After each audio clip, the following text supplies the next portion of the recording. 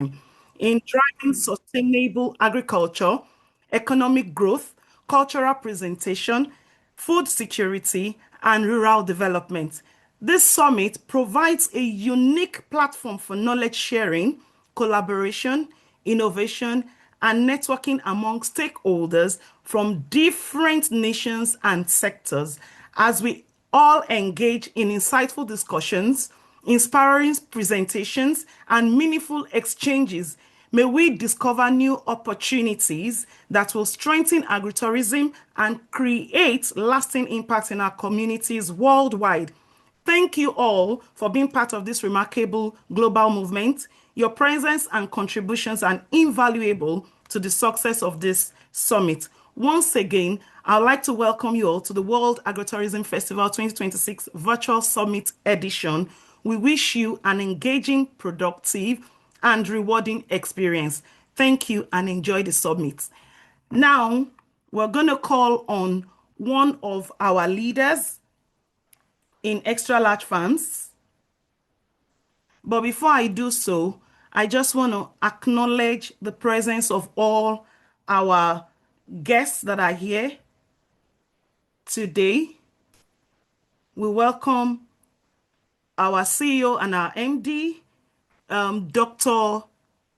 And Dr. Mrs. Davids. Thank you so much.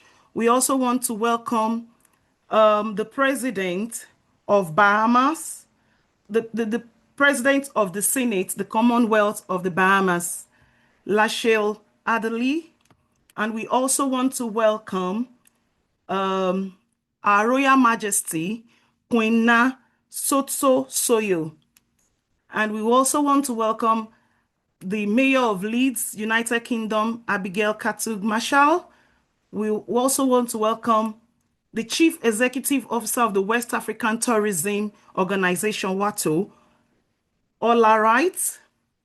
We'll also want to welcome the Director of Climate Change and Environmental Advisory Unit of the Bahamas, in person of Mrs. Rochelle Newbold, and also the Director of Agriculture and Marine Resources of the Bahamas, Dr. Jason Sands. Thank you all so much for coming round. We really appreciate you, and we are here to listen and hear all the good things you want to share with us. Thank you very much. Over to you, Gigi Shola.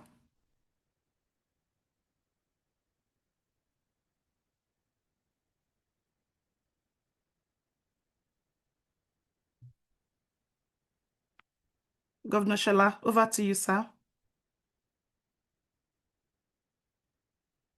Governor Shola, please unmute yourself. Yes, sorry, I never knew I was muted. All right.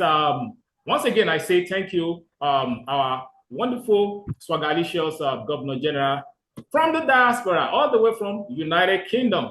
Yes, you did an excellent job. Right now, we'll go straight into the scripts. I believe that we have already been given the programs for today. So we'll follow the scripts, and I will be inviting the first speaker for today. And Governor Temi, you help us do justice to welcome the first speaker. Okay. Thank you so much. Yes, the first speaker we are calling today is just going to give us an open address. And it's just a brief introduction about this person. This person is a financial sector veteran whose experiences cut across domestic and international financial operations, human resource management and risk management, a developmental finance expert, and above all, is a farmer and agrotourism advocate with Xtralarge Farms. He is also the Director of Public Relations and Engagement. This person is no other but our Governor General, Aderoju Owosanya. Please, a round of applause for our Governor. Over to you, sir.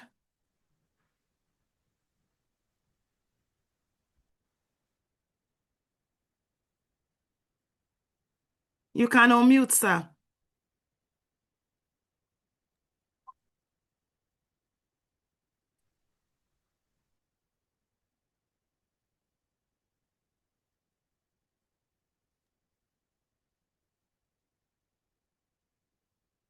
You can unmute yourself, sir. It's not, the system is not allowing it. We have unmuted you, sir, so you can you have the mic, sir.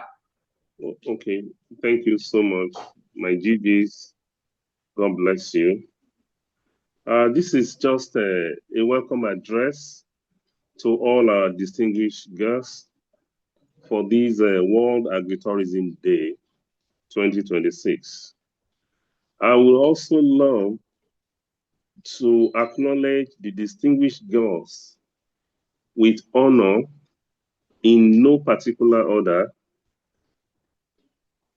I am welcoming Her Royal Highness Queen Nat Tsotsoo Soyoo, the Queen of Ga Kingdom, Ghana, West Africa, founder of 10 Talent NGO, Madam President LaShell Adderley, the President of Senate, the Commonwealth of Bahamas, our own Senator Aliyu Sabi Abdullahi, the Honourable Minister for State for Agriculture and Food Security in Nigeria. We are also welcoming Dr. Abigail Katung Marshall, is Honourable Abigail Katung Marshall, Mayor of Leeds, United Kingdom. Dr. Jason Sands, the Director of Agriculture and Marine Resources, Bahamas. Dr. Rachel Newbound, the Director of Climate Change and Environmental Advisory Unit, the Bahamas. Dr. Seyi David, CEO Xtralarge Farms. Dr. Moji David, Managing Director Xtralarge Farms and Resorts. And Dr. Wright, Visionary Tourism Strategist. Distinguished speakers, government representatives, tourist leader, agribusiness experts, development partners, members of the media, participants joining us from across Africa, Europe, Caribbean, North America, and beyond. Good afternoon, good morning in your various locations, and you are welcome to this second anniversary of World Agritourism Day 2026. It is both an honor and privilege to welcome you to the World Agritourism Festival 2026 Virtual Summit. Today, we gather under the theme that is both timely and transformative: agriculture without borders, i.e. connecting food, culture, and global prosperity. The summit is more than a gathering of experts and leaders. It is a platform for collaborations, innovations, and actions. It is a recognition that the future of agriculture, tourism, culture, wellness, and economic development is interconnected, and that a meaningful prosperity is created when these sectors work together. Before we proceed, allow me to share the story behind the organization, Xtralarge Farms, hosting this global conversation. Xtralarge Farms and Resorts began with a simple but powerful vision to re-adorn agriculture, wear new apparel for agriculture, hereby making it profitable, sustainable through tourism. Over the years, what started as an agri enterprise has evolved into a thriving ecosystem that integrates agriculture, tourism, hospitality, wellness, education, investment, and community development. Today, Xtralarge is more than a farm. It is more than a result. It is a movement, a very powerful movement, dedicated to helping people farm easier, eating healthier, and living better, and creating sustainable wealth. Through innovation, education, tourism experiences, wellness initiatives, investment opportunities, and community engagement, we have continued to demonstrate that agriculture can be both impactful and inspiring. As one of the pioneer voices advancing agritourism in Nigeria and a strong advocate for its growth across Africa, we have witnessed firsthand the extraordinary possibility that emerge when agriculture meets tourism, culture, wellness, and enterprise. This conviction gave birth to World Agritourism, The festival was conceived as a global platform where policymakers, industry leaders, investors, entrepreneurs, researchers, tourist professionals, developmental institutions can come together and share ideas, build partnership, and explore how agritourism can unlock the opportunities for communities and nations. At its core, the World Agritourism Festival seeks to promote food security, preserve cultural heritage, create jobs, stimulate rural economy, empower women and youth, attract investment, and foster international collaborations. Today, we are privileged to be joined by an exceptional lineup of distinguished speakers whose leadership and contribution continue to shape conversation in agriculture, tourism, governance, business, sustainable development across the world. Your presence here today affirms a shared belief that agritourism is not merely an industry, it is a catalyst for inclusive growth, cultural exchange, and global prosperity. As we listen, learn, engage through the summit, may the conversation inspire fresh ideas, meaningful partnership, practical solutions, bold commitments that will advance the future of agritourism globally. On behalf of the leadership, management, and entire Xtralarge family, we thank you for joining us. We welcome you to World Agritourism Festival 2026. Welcome to the future without border. Thank you so much. God bless you. Thank you so much, sir. Thank you very much. That's very, very great. Appreciate you loads. Now we're going to just recite our anthem. I don't know if the admin is there for them to play the national anthem, the Nigerian national anthem.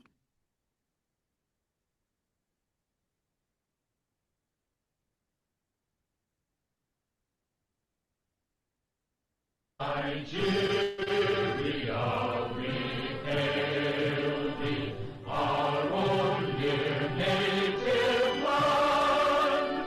Though tribe and tongue may differ, in brotherhood we stand. Nigerians old and proud to serve our sovereign fatherland. Our flag shall be a symbol that truth and justice reign. In peace or battle honored, and this we count as gain. To hang on to our children a banner without stain. O God of all creation, grant this our one request.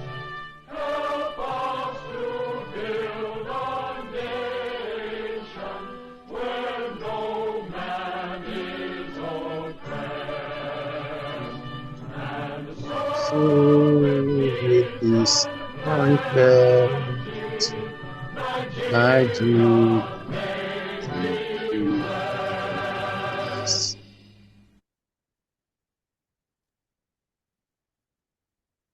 Yes, Nigeria, we hail thee. Well done. Over to you, Gigi Shala, to bring in the first speaker.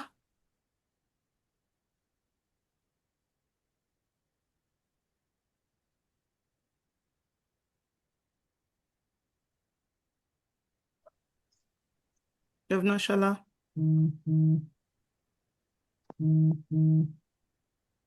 Okay.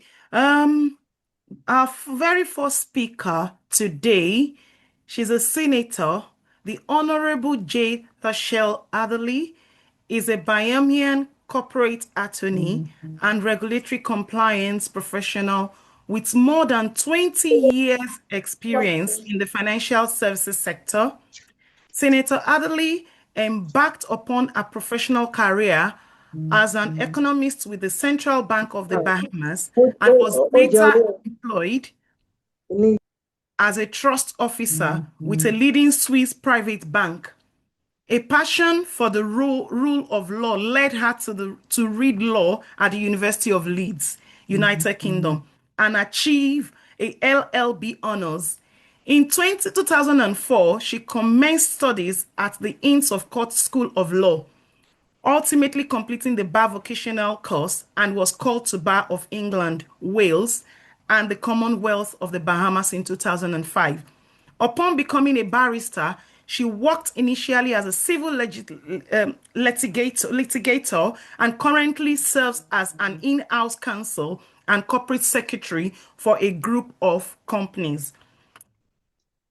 Senator Adderley is a current member of the Northern Caribbean University Foundation Board of Directors, Bahamas Bar Association and Middle Temple Inn, and a former member of the Judicial and Legal Services Commission, Bahamasia Holdings Limited Board of Directors, Bahamas Academic Board of Directors, and Southern Bahamas Conference of Seventh-day Adventist Constitutional Committee.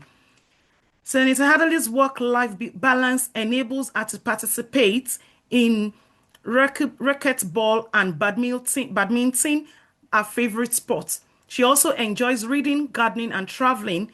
A lover of the arts, she can frequently be found visiting the opera, museums, or watching Broadway production. She strongly believes in giving back to the community by engaging in civic duties, mentoring young adults, and providing assistance to the elderly. She considers spending quality time with her immediate family and close friends an absolute must. Above all, she is immensely proud to declare and share her motto, "With God, all things are possible." Please, with a round of applause, let's bring on board our senator to tell us a little bit of what she wants to share with us today. Let's put a round of applause to our Senator and Honourable LaShell Adderley. You're welcome, ma.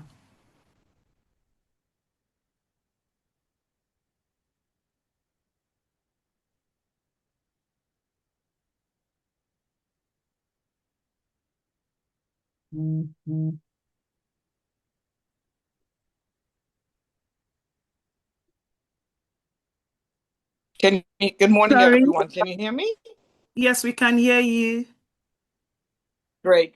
Sorry, I was trying to join the meeting from my iPad, but that's not working. But that's okay.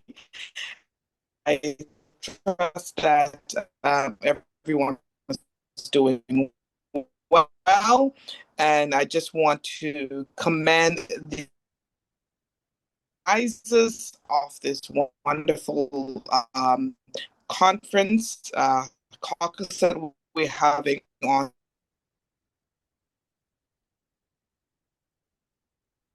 world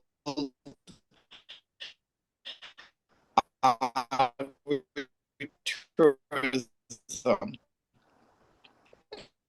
And it's a pleasure to be here and to speak to you for a few short moments and to let you know what we are doing here in the Bahamas.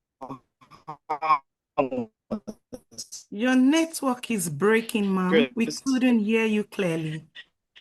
And also of course,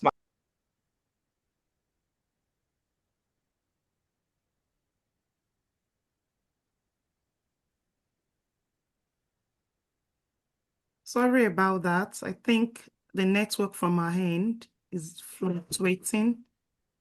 She's going to be speaking on agriculture, tourism, and national prosperity.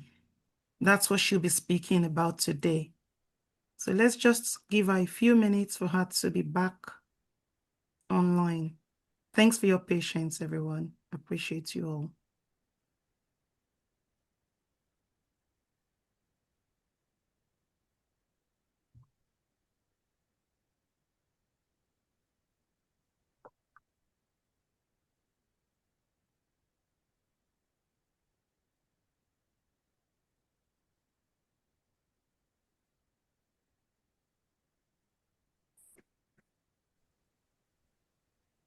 Hi. Okay,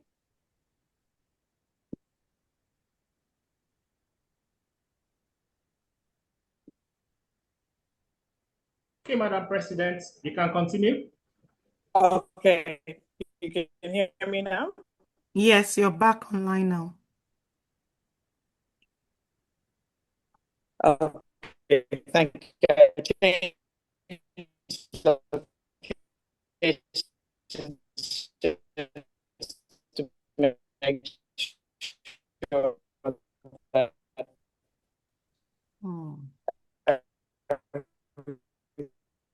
everything is a bit better.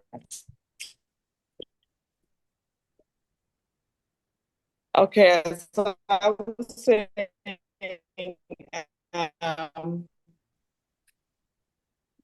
as I was describing the Bahamas is an archipelago of about 700 island keys. Okay. There are Madam President is having technical there are issues. 17 to 19 of these islands that are inhabited. The capital being Nassau, and in the capital of Nassau, this is the capital, and then we have the family islands.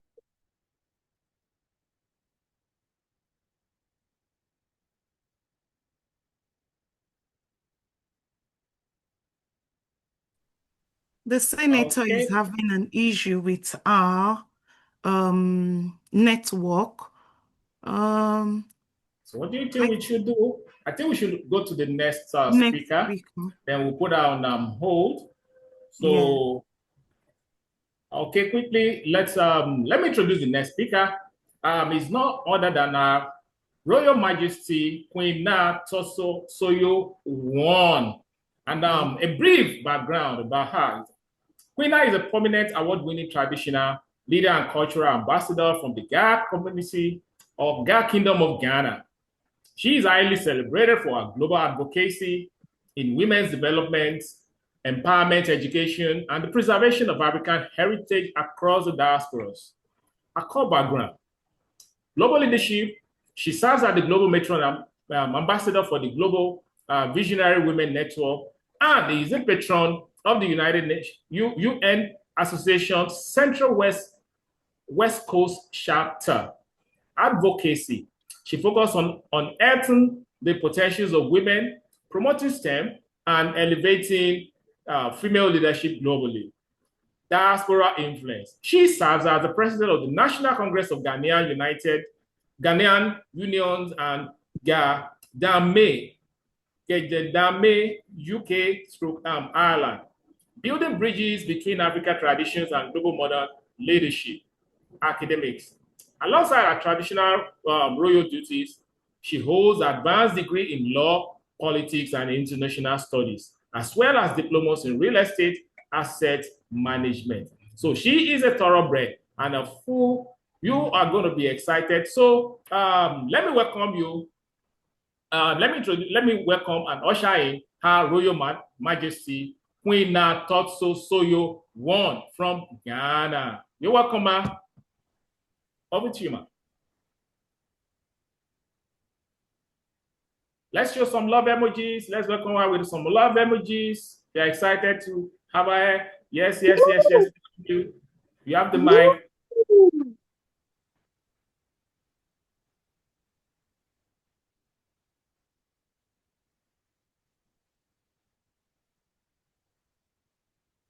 Your Majesty, ma'am.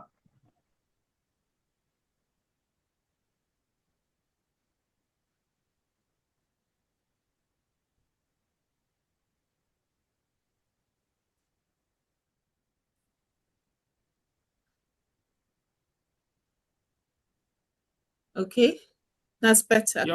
Now? You're welcome. Yes, we can Good hear to see you. you. Awesome. Whoever wrote that introduction, I'm going to have to commend them, but I think they've probably expanded my achievements a little bit. But thank you for that. And welcome, everyone. It's a pleasure to be here. I would like to start by first commending Xtralarge Farms and Resorts for organizing this visionary summit, which I must say aligns very much with some of our key ongoing initiatives in Ghana. And to start, I would like to tell a little story. Once upon a time, a group of people left Egypt on an exodus, and on the way, they experienced intense famine. They were hungry and cried out in desperation for divine intervention, with the result that they found wheat or meal. And with that, they prepared a special meal that kept them alive and sustained them during their journey. Among the Gadangme people of Ghana, where I come from, the remembrance of this experience is the reason for our annual Homowo festival. And the meal, which is only eaten once a year, is called Bukwe or Kpikpli. Ladies and gentlemen, what I have just described is one of the first examples of global agritourism, which has endured to this day. Today, we live in an age where technology, aviation, and tourism have conspired to create a world where the boundaries between nations continue to be blurred, and where the promises of shared food, rich cultures, and thriving communities entice tourists everywhere to explore the world.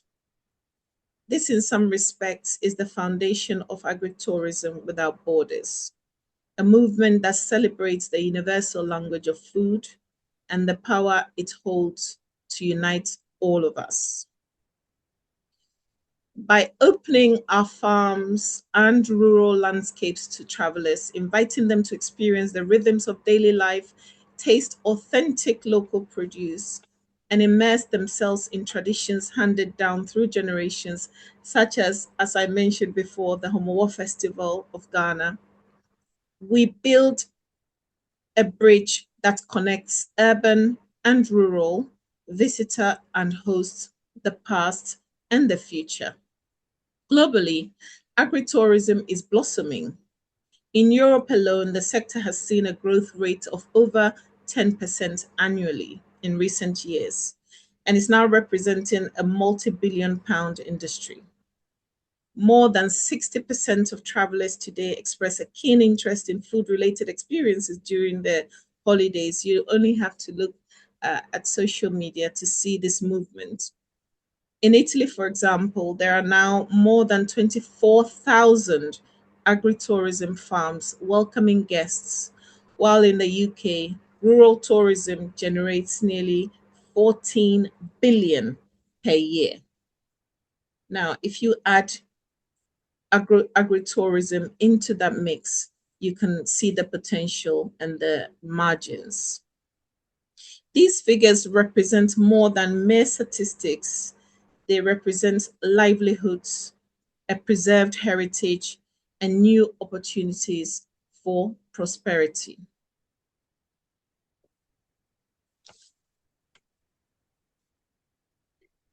Bear with me.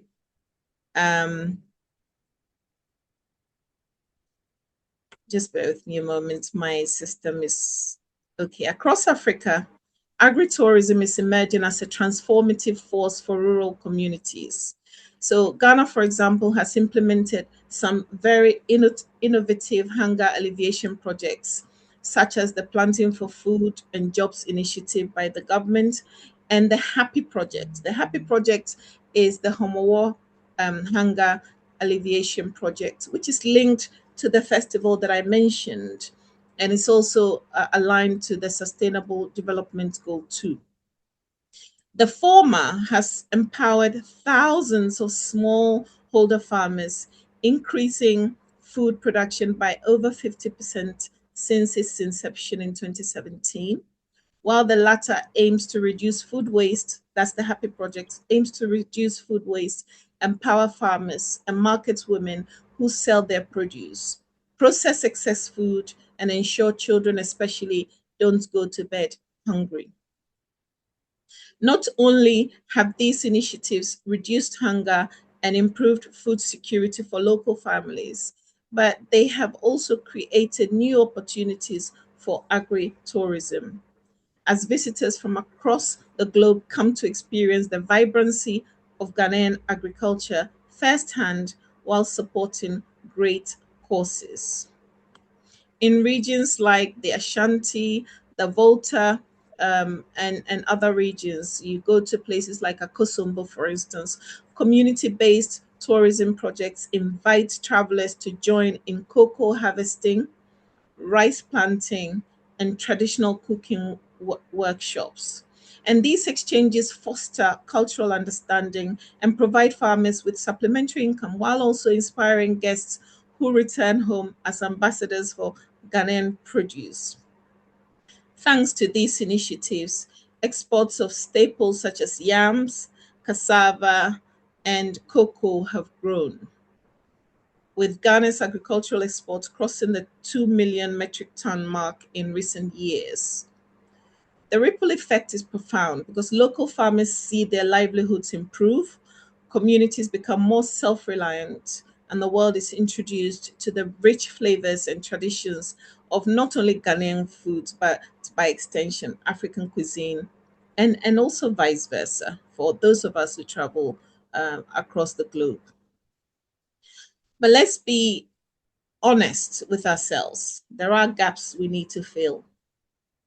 Across Ghana, for example, there are simply not enough facilities to turn our tomatoes, our cassavas, our maize into products that last and travel well. And we're talking even livestock, fish, everything.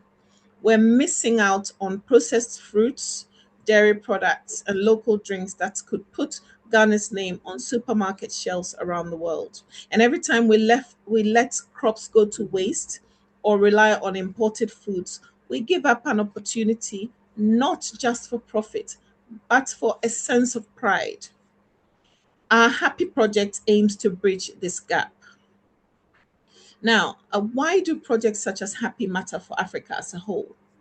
If we get agritourism and food processing right, the ripple effects can go far beyond our borders. Thriving agritourism sectors in Ghana and Nigeria, for instance, can serve as models across the continent, showing what's possible when we invest in our land and our people. It also means that there will be more rural jobs, stronger communities, and a continent that feeds itself and others with dignity. And I'd like you to imagine an African countries not just exporting something like raw coffee beans, but inviting the world to come to us to visit our countries and taste locally roasted blends in the very villages that they're grown. And for me, and from my point of view, that's the real promise of agritourism for Africa, and again, by extension, globally. Of course, exporting our agricultural products to the rest of the world comes with its own set of challenges, whether it be strict international standards, high transportation costs, or difficulties accessing reliable markets. Our farmers often find themselves at a disadvantage.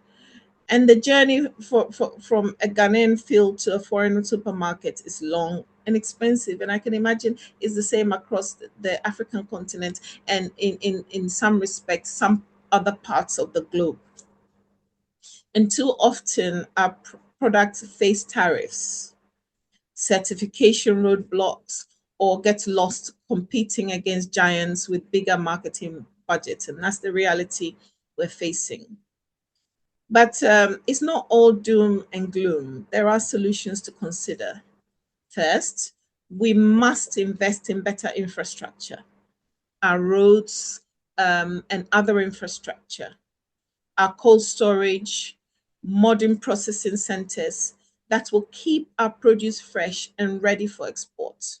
We need training programs to help our farmers meet those tough, tough standards and certifications. Forming strong cooperatives can give small scale farmers more bargaining power. So they get fair prices and they can negotiate contracts with international buyers. So once you train, once we remove the roadblocks in standards and certifications, they're in a better position to negotiate with international buyers. And let's not forget the power of technology. These days, almost everybody has a mobile phone. So using mobile apps to connect directly with buyers, track shipments, and share our unique African brand with the world would greatly improve agrotourism. We already have right spots to build on. So again, in Ghana, for instance, there is the school feeding program, which is putting nutritious food in children's bellies and creating a steady market for our local farmers. But we need to expand. The Planting for Food and Jobs initiative is getting seeds and training into the right hands. And of course, our happy project is reducing food waste, providing training, and feeding communities. And if we want to invite visitors to see these projects in action, if we let them taste, learn, and invest, agribusiness and tourism can work hand in hand. These aren't just projects. They are launch pads for prosperity, especially for our poorer communities. But agritourism is more than economic data. When you taste farmhouse cheese in rural France, for instance, and you learn traditional rice planting in Vietnam, or you share a bowl of steaming Ghanaian, or if you're brave enough to risk it, Nigerian jollof, you're not just sampling cuisine, you are embracing a culture and getting involved in a friendly and enduring jollof war. You're building bonds that reach across continents, fostering understanding and respect among people of every background. And woe betides you if, like Jamie Oliver, you attempt to disrespect our sacred jollof. The entire African continent will unite in protest. And as our Nigerian brothers and sisters will say, them no born you well.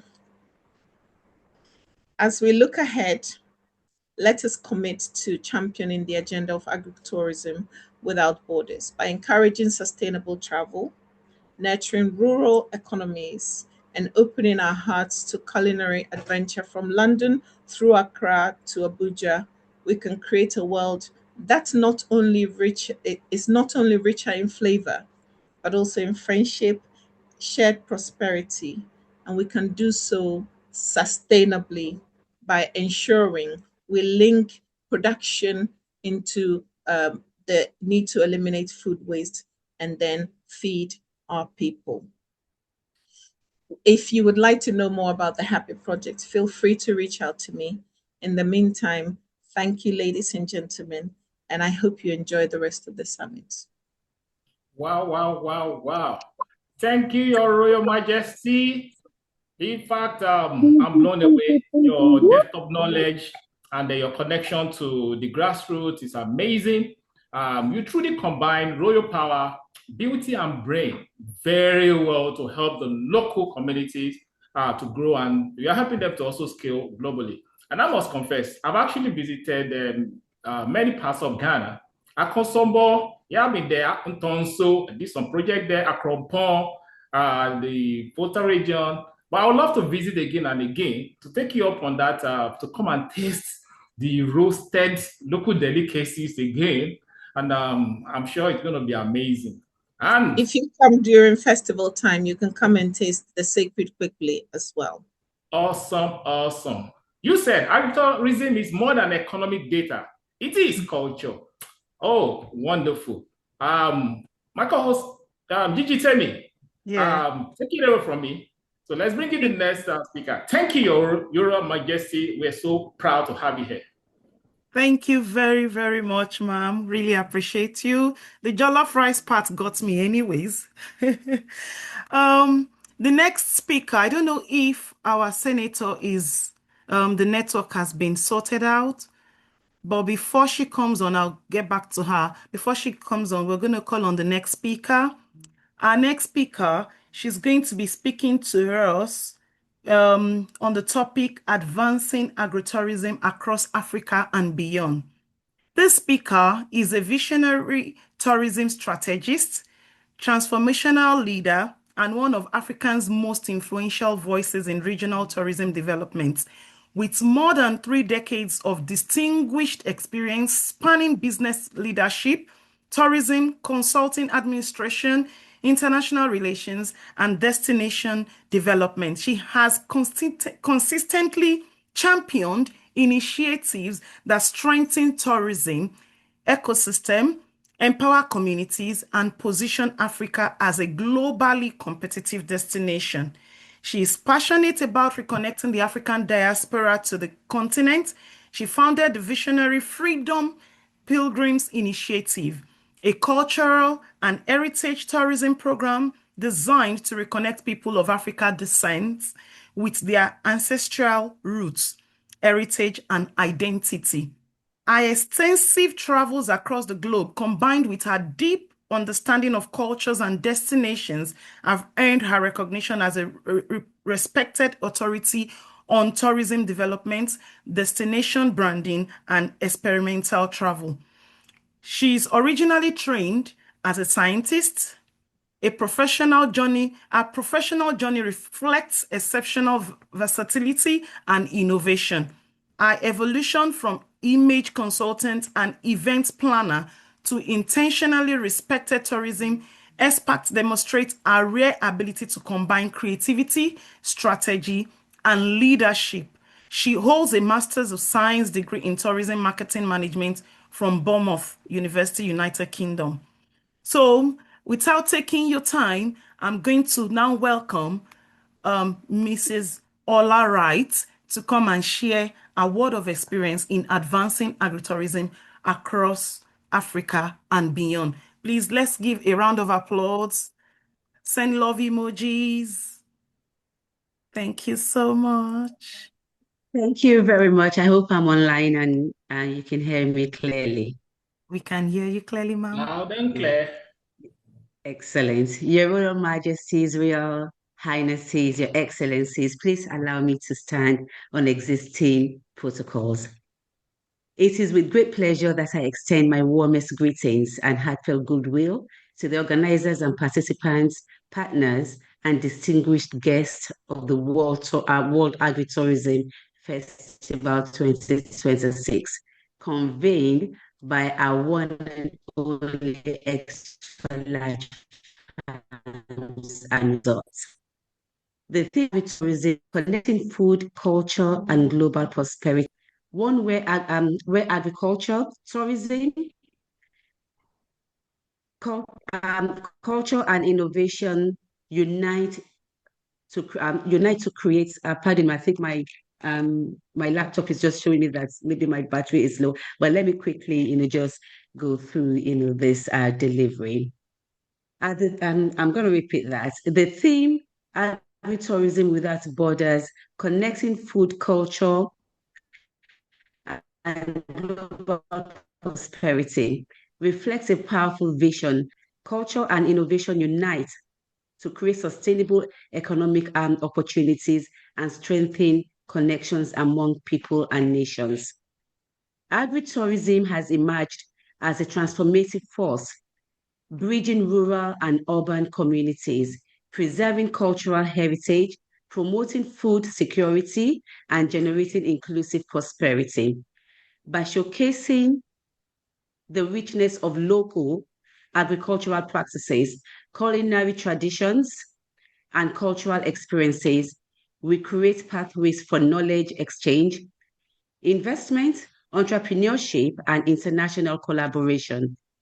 As we gather to celebrate the achievements and possibilities within the agritourism sector, I encourage all stakeholders to embrace partnerships and transcend geographical boundaries and foster sustainable development.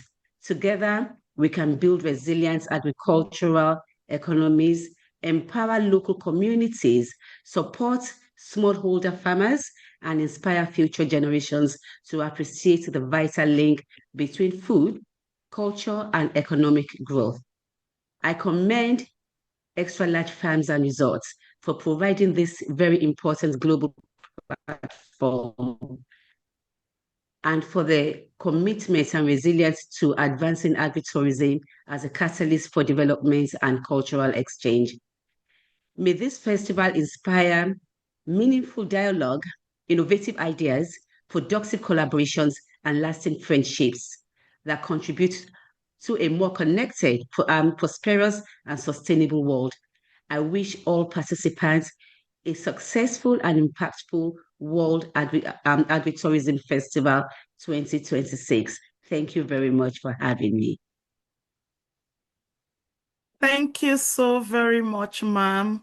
Really appreciate your time that you've dedicated for this today. Thank you so much. Thank you, thank you, thank you. So I don't know if the senator is now available online so we can have her back.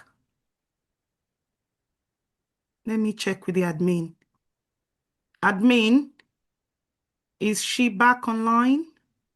Or should we just call the next speaker?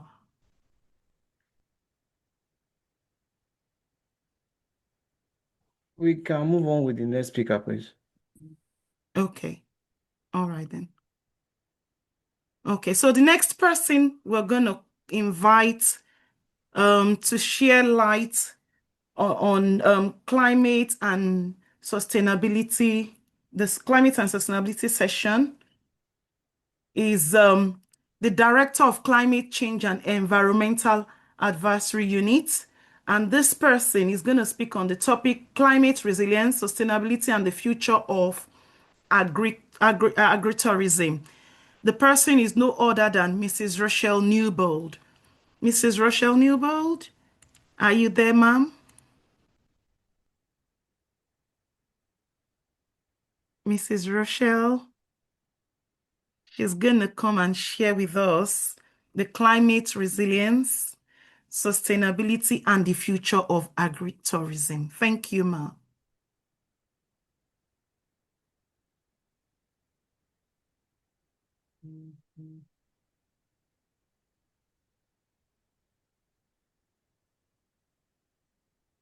We can't hear you, ma'am.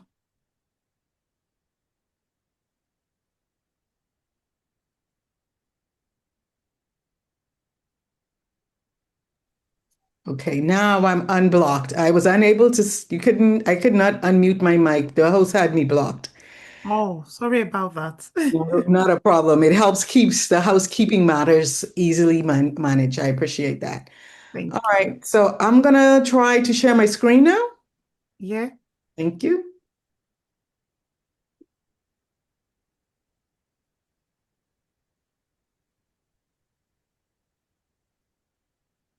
Let me know if you guys are able to see my screen. Can you? Yes, ma'am. We can see it here clearly. Awesome. Thank you, everybody. My name is Rochelle Newbold, and I serve as the Director for the Climate Change Environmental Advisory Unit here in the Office of the Prime Minister in the Bahamas. Today, I will actually be speaking on food, culture, climate change from a Bahamas and the world's perspective. I like the way that this whole virtual meeting started all really hyped and robust. I said, yes, the calories are flowing, the juices are flowing, everybody is up to sharing and engaging. So that was very much a wake-up call for me, as it is good morning here and good afternoon to those of you who are on the call. So in order to make preparations for this interaction, I looked at the issue of the food history and how we are you guys still able to see my screen?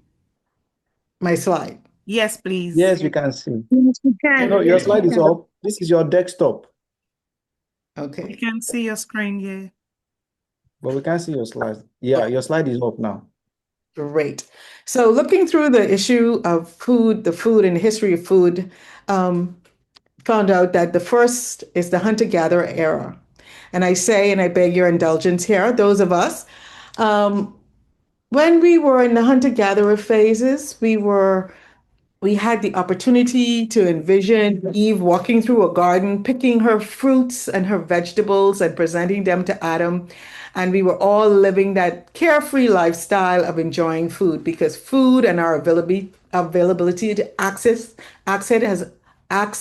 it has always been a fundamental part of life and livelihood for all of mankind. Then we discovered fire.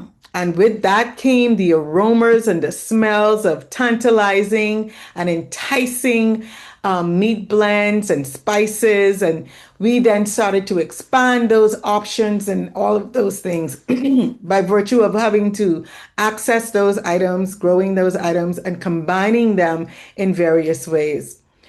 Then there was the agricultural revolution, where we first had the farms and we started to clear land and started to plant huge expanses of wheat and barley and other stationary crops. And there was also the introduction of corn and maize from the Americas, and then the Fertile Crescent, as we become to know it. All of these things started to evolve and become known throughout. Then there was the empires, the trade and the exploration and the Columbian exchange. And this was the movement, the deliberate movement of food throughout the continents and the regions from Asia, Africa, Central America. And this opened up a wealth of, I can just imagine, culinary explosions in the mouth of those individuals who first tasted it. And even the history of those things taught us the introduction of tomatoes and first people thinking that they were poisonous. And now we see how tomatoes have become to be a prominent item in a lot of European as well as Central American dishes.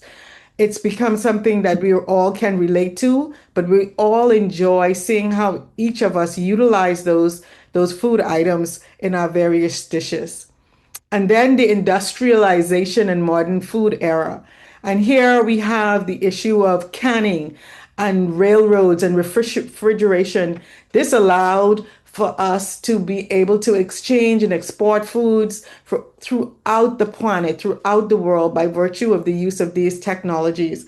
So while it may have limited those individuals who may not have had the economic means to travel, it did indeed still expand the touristic ability of food and its experience from one nation and one people to another.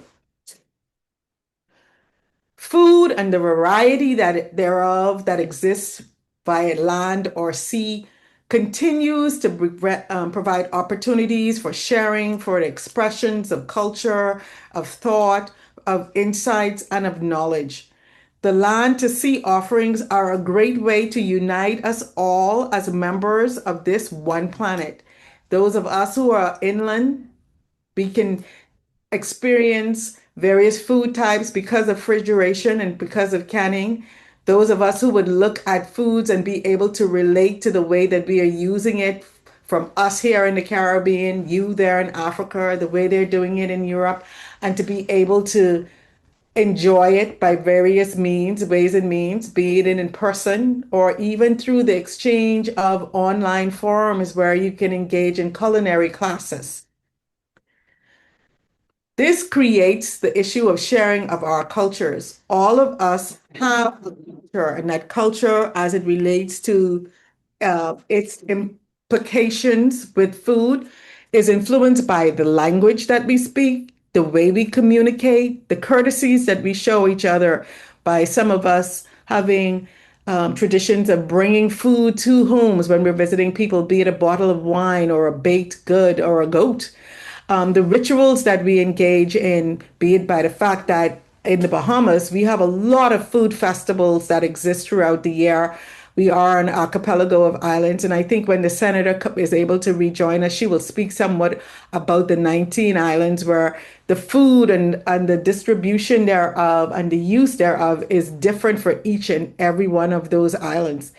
And then the roles that food plays for each of us in the way we worship, the way we congregate, the way we fellowship with one another, each other, the customs, our relationships in terms of what women do, what men do, what children do, and the role that they play in agriculture and the presentation of food, the practices, the expected behaviors, the values that are centered around foods, and even our thoughts regarding foods. Because in some cultures, a woman's presentation of a particular food item to a man has a significance. A man's presentation of food to a woman has certain significance. It's not always about flowers, but then, we have the issue of chocolate, we have the issues of wine. So the manners and the way we interact with each other has a bearing on our food. It also has a bearing on the culture and the way we interact with it. For the Bahamas, we are very much proud of, say, our music and our junkanoo. And you would say, well, what that got to do with food, the way we dance? Without the food and the energy that it provides to our body and our soul, we wouldn't be able to engage in these high energy impact festivals that we do each and every year. So our ability to gain access to whole foods, to high nutrient dense foods, it's important. And our relationship with our farmers makes that a critically important and national priority relationship for us. And that is not unique to us. Without food, the body is unable to thrive, it's unable to function. So for every living biological being, food is important. Also, the use of food products, the use of dyes, and the way we then take that and translate that into the use of textiles and organic textiles, organic dyes, food grade dyes. All of these things also play a part of our culture because each one of us take those things, we're using it based on our experiences and our exposures to our physical environments to generate and create something that is meaningful, that's unique to us and our people. And then the music.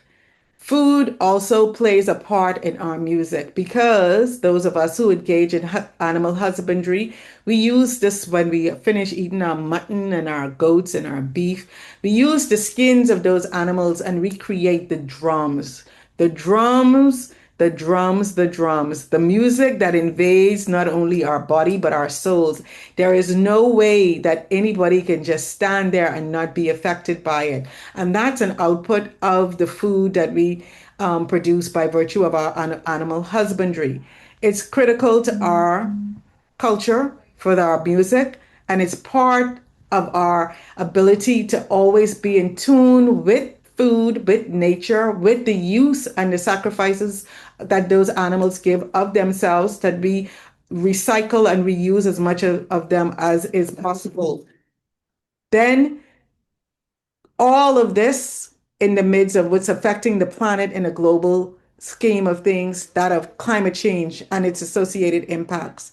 All of us are being affected by that, and the farmers would have been the first to have seen the alert signs going up by virtue of a change in the way the seasons are happening, the floodings, the fires, the droughts, the storms. For those of us living on the coast, the sea level rise, the heat, the dust, all of these are things that we are all on this one planet facing right now, and we will have to make the necessary adjustments. But I don't want this to be a negative sort of presentation, because even with climate change, there is also climate opportunities. Right now, for us, we see, because of the heat and the shifting of the seasons, we see certain crops are becoming more readily available. They're producing, the trees are producing earlier because of the signals that they're receiving with regards to temperatures.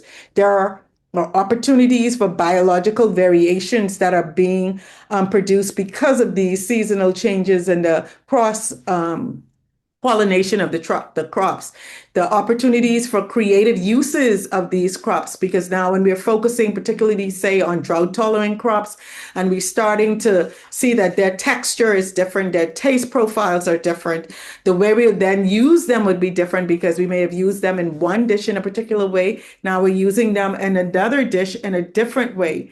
For us in the Bahamas, these are certain things that we take note of. Where, like in the picture to your right, the lionfish.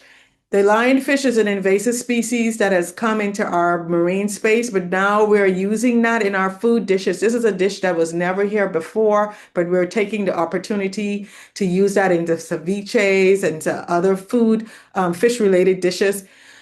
The same will be the opportunity for us as we adapt to climate change and its associated impacts. We will have to make certain changes to the way we do things and the way we utilize the crops that are available to us. So while we as farmers, as fishers, as humans living on this planet, we have to make the various adjustments to be able to continue with our sustainable lives and our ability to feed people. It also provides an economic opportunity with respect to tourism because of the fact that now there will be these biological variants that will be popping up all over the place that we could then promote as an opportunity. Food and travel is a touristic opportunity that a lot of countries are taking advantage of, and we are advertising that, which makes it better for our farmers to be able to have those economic drivers to keep it coming, to be very creative in their farming activities. And it also alerts us with respect to the next generation of farmers, of individuals who are going to use these things, the food that's generated, to give them the opportunity to open a space for entrepreneurship so that they can utilize these new food variants, these new profile flavors that the chefs are going to be creating in our hotels and in our pop-up on the street vendors sort of things. These are opportunities that we can take advantage of. These are things that we can continue to move forward with, because we started from the hunter-gatherer phase. We've made a series of transition. Who knows where we're going to end up? Mankind as a whole is a thriving, creative being. So our ability to take hold of opportunities as they present themselves and make them part and parcel of the future that we take hold of. It is forums like this that gives us the opportunity to see exchanges and to advance our knowledge amongst one another. These are great opportunities that we take. So with that, I give my little presentation from climate change not being always a bad thing. It does have a very, very strong influence on what you do, but it also creates an opportunity for us to look at things a little different, to make certain adjustments that tweak our uniqueness, that impact our culture, that gives us the spirit to continue to thrive and to function. Ladies and gentlemen, thank you for your time. Thank you so very much, ma'am. Really appreciate you. Thank you so much. Thank you. I'm sure we've learned a lot today about the climate opportunity from our mom. Thank you so much for the great insight to know that there are lots of opportunities in this climate change that we are facing now, the biological variation, the travel, the creative uses of climate change, and the new flavor profiles. Thank you so much for that. We're going to take a tea break now to stretch our legs, to have maybe a drink, or if you need to use the bathroom, you can quickly do that. We're going to take a tea break for just 5 minutes, and we'll be playing one of our videos. Admin, can you play one of our videos of Xtralarge Farms and Resorts so you can see how beautiful our resort is? Thank you. And we're back in 5 minutes. When we come back, our senator will be ready for us. Yes. World, crafted for your own pleasure. Starting right at the grand entrance. A world suited for your relaxation and adventure.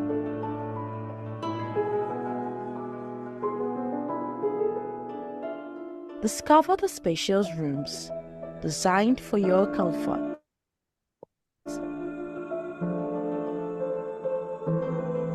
With every detail elegance.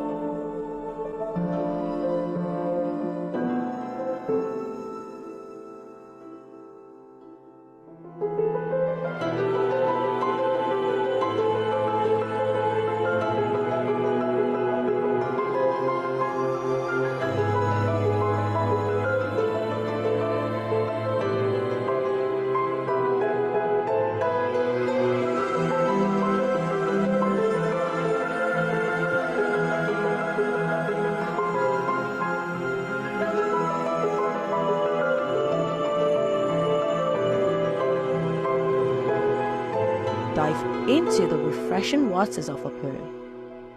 Enjoy moments of joy at the indoor and outdoor recreational spaces.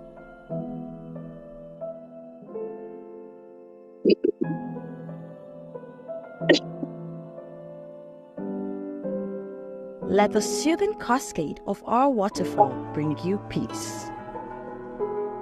And beyond the leisure, explore our lush farms where the beauty of agriculture comes to life, where you can feel connected to nature's abundance.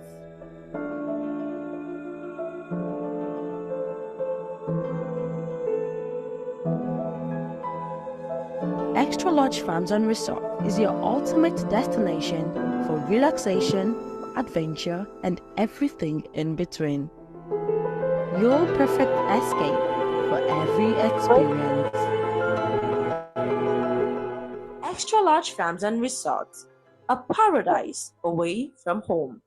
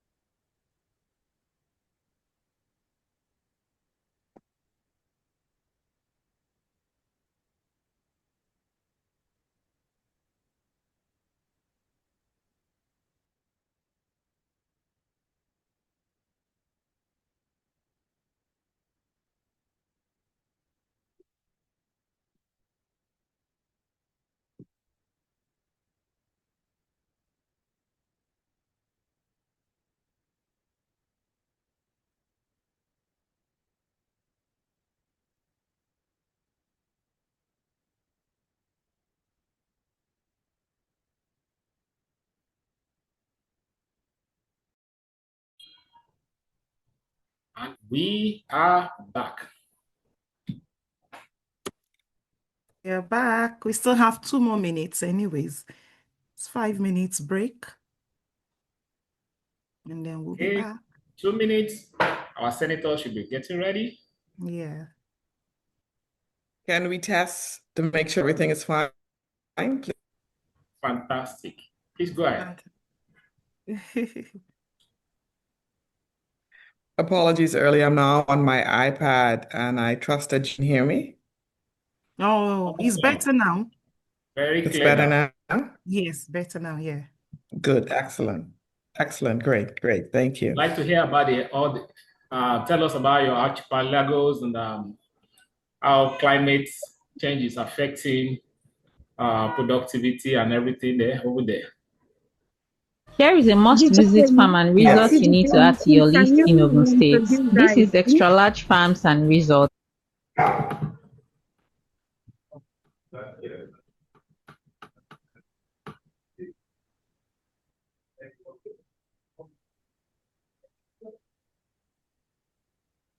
It is located in Idiroko, super close to the Nigeria-Benin border. First of all, let me show you my room. The room is so spacious, very cutesy, and of course, very demure. And even the bathroom is spacious and it comes with complimentary toiletries. Next, the amenities. There's a waiting area where you can sit and chill or play PS5 with friends. And the best part, it's a few feet away from the pool, so you can dip in right after your games. They also have other fun activities like table tennis, basketball, bicycle ride, swings, and of course, yes, you can dunk.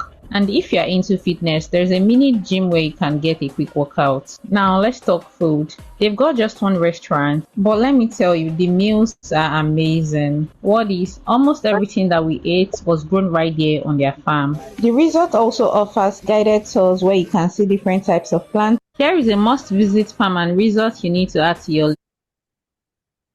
Thank you so much, Did you try admin. chasing ostriches, feeding camels, drilling? Thank you, thank you, thank you, thank you. Showing the video is making me to go back again. I just returned and it's as if I should be back again. Okay, so we're going to bring back our president of the Senate of Commonwealth of the Bahamas again to speak to us. Thank God the network is back and running. Like we said, she has a passion for the rule of law. This led her to study law in the University of Leeds. And on October 6, 2021, Senator Adderley was appointed to serve as a senator of the upper chamber and subsequently elected as president of the Senate, Commonwealth of the Bahamas. We have this great opportunity and honored to have her here with us today to speak to us on some certain aspects of the agritourism without borders, connecting food, culture, and global prosperity. Please, let's share love emojis, a round of applause as we bring back the Honourable President Commonwealth Senate of the Bahamas, Honourable LaShell Adderley. Thank you so much, ma'am.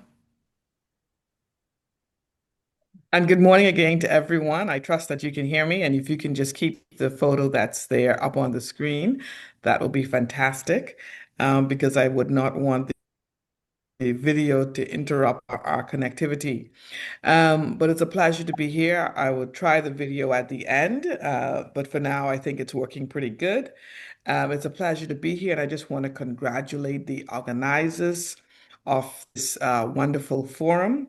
And in particular, I want to send much love and admiration to Xtralarge Farms and Resources for the wonderful work they're doing in pioneering agritourism. After seeing that video, we all need a vacation to Xtralarge Farms and Resort. So once again, I just want to say good morning where I am and good afternoon to others. And I just want to extend protocol and greetings and salutations to our various distinguished guests, government officials, tourism stakeholders, farmers, entrepreneurs, educators, students, and of course, my fellow Bahamians who are also in this forum. I am indeed honored to speak to you today on a subject that may very well define the future of sustainability, resilience, and economic transformation of the Bahamas agritourism. As I started to describe to you earlier, the Bahamas is an archipelago of 700 islands and keys, of which about I think 18 of them are inhabited. And, persons would normally think of the Bahamas as just being Nassau and Nassau and Nassau. But no, we have additional family islands, 18 other family islands that are inhabited, and each island is a unique destination. So that is what is wonderful. Each island is not only a unique destination, but they're also known for their production or their agricultural responsibility or contribution to the whole for the various fruits, the various products, vegetables, also livestock that emanates from the island. So we look at it in a country where tourism has been the largest contribution towards the gross domestic product, followed by banking and construction. And so, with tourism being the engine of our economy, it has provided jobs for exchange investments and international recognition. Our islands are globally known for its crystal clear waters and white sandy beaches, luxurious hotels and resorts, and warm hospitality. And as a result of that, we have very blessed to have, tourists coming from various parts of the world. In 2025 alone, we welcome, I think it was over 12 million visitors to our shores. And so it's a great destination. 2025 alone, it was 12.5 million, and that reflected an 11.4% year-over-year increase. But the realistic question that we as Bahamians must ask ourselves, or any destination or small island development state that depends heavily on tourism, is can we continue depending almost entirely on sun, sand, and sea tourism in a rapidly changing world? There is climate change, hurricanes, pandemics, rising food prices, supply chain disruptions, and global economic instability have taught us a difficult lesson. Overdependence creates vulnerability. Can I say that again? Overdependence creates vulnerability. The COVID-19 pandemic showed us how quickly visitor arrivals can disappear. Hurricane Dorian showed us how devastating climate events can disrupt entire islands, communities, and industries. And global inflation. And if we were to go back a little bit further, we got a taste of this also during 9/11, during the 9/11 that occurred in America. And further, global inflation continues to remind us of how dependent we are on imported food. This is why agritourism is no longer simply an interesting idea or something we can think about, but rather it is a national opportunity globally. Agritourism represents the strategic marriage between tourism and agriculture. It allows visitors to experience Bahamian farms, local food production, culinary traditions, cultural heritage, sustainability, and rural life in meaningful and interactive ways. Across the world, agritourism has become a powerful tool for rural revitalization. In many countries, rural communities that were once economically declining have been transformed through the strategic integration of agriculture and tourism.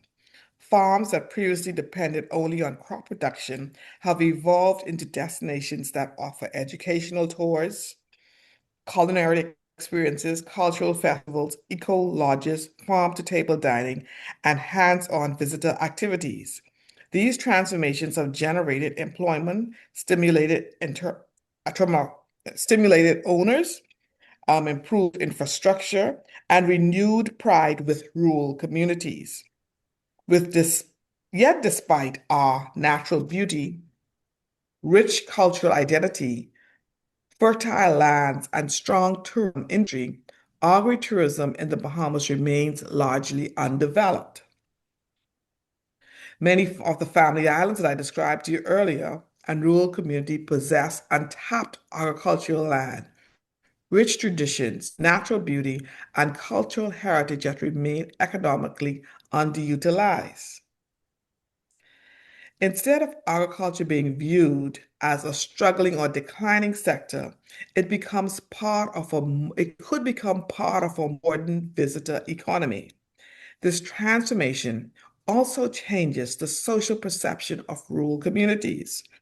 Rural areas no longer become places where people leave behind in search of opportunities. They become destinations of innovation and culture and economic activity. Research from the University of the Bahamas reinforces this possibility. Tourists express strong interest in interactive activities such as farm tours, tasting local fruits and vegetables, and participating in cultural experiences. This demonstrates that visitors are not only willing to support these communities, they are actively searching for authentic experiences connected to real life, connected to local real life. Agritourism therefore allows rural Bahamian communities to participate directly in the tourism prosperity rather than remaining on the margins of the industry. It also supports sustainable development by creating economic growth while protecting environmental and cultural resources for future generations. Climate change, coastal erosion, hurricanes, droughts, and rising food costs all threaten long-term sustainability. Traditional tourism models alone may not provide the resilience necessary for the future. Agritourism encourages a more balanced development model. It promotes local production instead of excessive import dependence, environmental conservation instead of overdevelopment, and community participation instead of concentrated economic benefits. Visitors today increasingly seek environmentally responsible travel experiences. Modern tourists are more conscious of sustainability, wellness, food origins, and ecological impact. Research cited in the study notes growing global demand for authentic and sustainable tourism experience. This means sustainability itself becomes a market advantage. For the Bahamas, agritourism creates the possibility of developing tourism that not only generates revenue, but also strengthens environmental resilience and protects natural resources. It allows development without sacrificing identity or ecological integrity. Now, let's look at a recent survey conducted by the University of Bahamas in two of their classes, in two of their agricultural classes, and the survey provided strong evidence that international visitors are interested in agritourism experiences. Surveys conducted among the foreign travelers found that tourists are increasingly seeking authentic, experience-based activities connected to local culture, food, and sustainability. The research found that 65.3% of the respondents were interested in tasting local fruits and vegetables. Nearly half expressed interest in farm tours. Many were interested in local cooking classes, and the tourists showed strong attraction toward interactive food-based experiences. And this is extremely important because we know that modern travelers no longer want to simply observe destinations or go to the beaches and participate in the sun, sand, and sea, but they want to experience the destinations. They want storytelling. They want more. They want authenticity. Tourists, they want the local culture. They want to taste the local food. They want to experience our boiled fish and guava duff and potato bread and cassava bread and all of the local foods that we have to offer. And all of these and more can be provided by Bahamian farmers, fishers, chefs, and rural communities. I recently visited one of our beautiful islands in the Bahamas, I should say in the Caribbean, and this is the island of Exuma with beautiful, breathtaking waters. And I was speaking with a number of persons there, and they expressed to me, not only is the island booming with tourism, but once again, the tourists, they're finding that there's an increased demand for persons wanting local chefs to come into their Airbnbs and come into their vacation homes and actually cook for them and show them how the meals are prepared using local products or whatever is indigenous to the island. So once again, you find that agritourism, it's a very real position and not a fanciful one. Imagine if the visitors who visit our family islands can experience the harvesting of our pineapples in Eleuthera. They can participate in bush tea workshops in Andros and touring hydroponic farms in New Providence, experiencing organic farming in Grand Bahama, or our agricultural farming in North Andros, or just traditional Bahamian cooking and tasting local fruits and vegetables, or attending a farm-to-table festivals featuring Bahamian cuisine. This is not a fantasy, but this is a real economic possibility.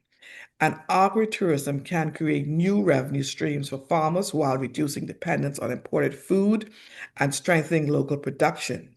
It can empower family islands. It can empower the rural areas throughout the world. It can create youth owners who want to be owners of the economy as opposed to just being workers in the economy. It can strengthen food sovereignty, and it can keep more tourism dollars circulating within the economy as opposed to being sent abroad with respect to imports. Perhaps most importantly, agritourism allows us more tourism beyond the hotel corridor and into the real lives and the traditions of our local and indigenous people. But there are some challenges that we may note, and some of the challenges include transportation and accessibility issues, lack of infrastructure, limited marketing, concerns about safety and cleanliness, and weak collaboration between the agriculture and the tourism sectors. There isn't sufficient, I would call it, industry linkages that bring the collaboration between the two sectors so that it can be, even more exploited. As we know, these are not small issues. However, they are in fact solvable. And if we are serious about agritourism, then coordination is required from the various government agencies, the tourism sector, the agricultural, education opportunities, cooperatives, local government, financial institutions must all come together so that we can integrate, collaborate, partner, and have an even more booming economy when it comes to agritourism. Globally, successful agritourism industries are increasingly built around environmental stewardship, circular economies, local food systems, and waste reduction. This aligns perfectly with the future needs of the small island developing states like the Bahamas. Agritourism is not only about economics, it's about resilience, it's about identity. It's also about national development. It's about ensuring that the future generations inherit a Bahamas that is entirely dependent on imported food, that is not entirely independent on imported food and external economic forces.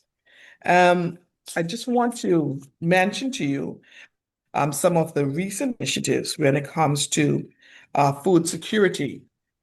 On the 20th of May, we had the speech from the throne, which was the opening of Parliament.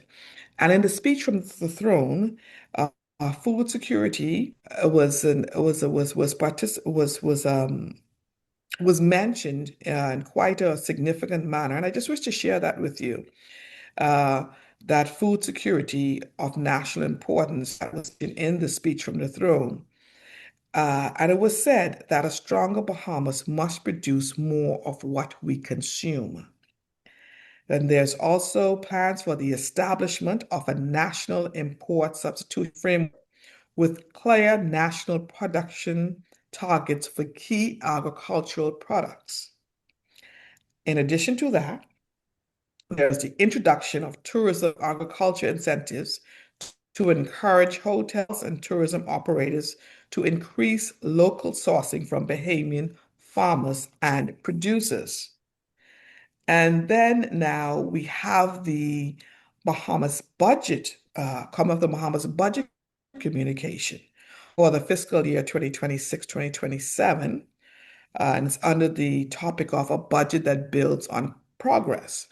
And in particular, this budget mentioned the increased funding for the Food Center for Food and Nutrition Security, which will act as a think tank for food security and agriculture development initiatives. Secondly, the budget also mentions the plan for the completion of cultivation centers in New Providence and in Eleuthera, designed to expand domestic food production capacity and support modern climate resilient farming practices. And thirdly, the introduction of tourism agriculture incentives to encourage hotels and tourism operators to increase local sourcing from Bahamian farmers and producers. Fourthly, continue investments in farm markets, agricultural infrastructure, and programs such as the Golden Yoke, which strengthens domestic poultry production and reduces reliance on imports. And fifthly, supporting farmers, improving supply chains, and increasing the availability of affordable, locally produced food. So as we look ahead with respect to agriculture and tourism, the future looks bright with respect to the various initiatives that the government plans to put forward so that agritourism will become more mainstream and have a better stake in the Bahamian economy. And so the future may very well lie, and we recognize it, with respect to our farms, our food, and our culture and our people, and the ability to create this authentic experience that the world is increasingly searching for. Agritourism gives us an opportunity to diversify, innovate, and strengthen our nation from the ground up. The question is not whether the Bahamas has the potential for agritourism, The research and the practical experiences that we have had shows that we, in fact, have the potential, like many other countries around the world, for agritourism.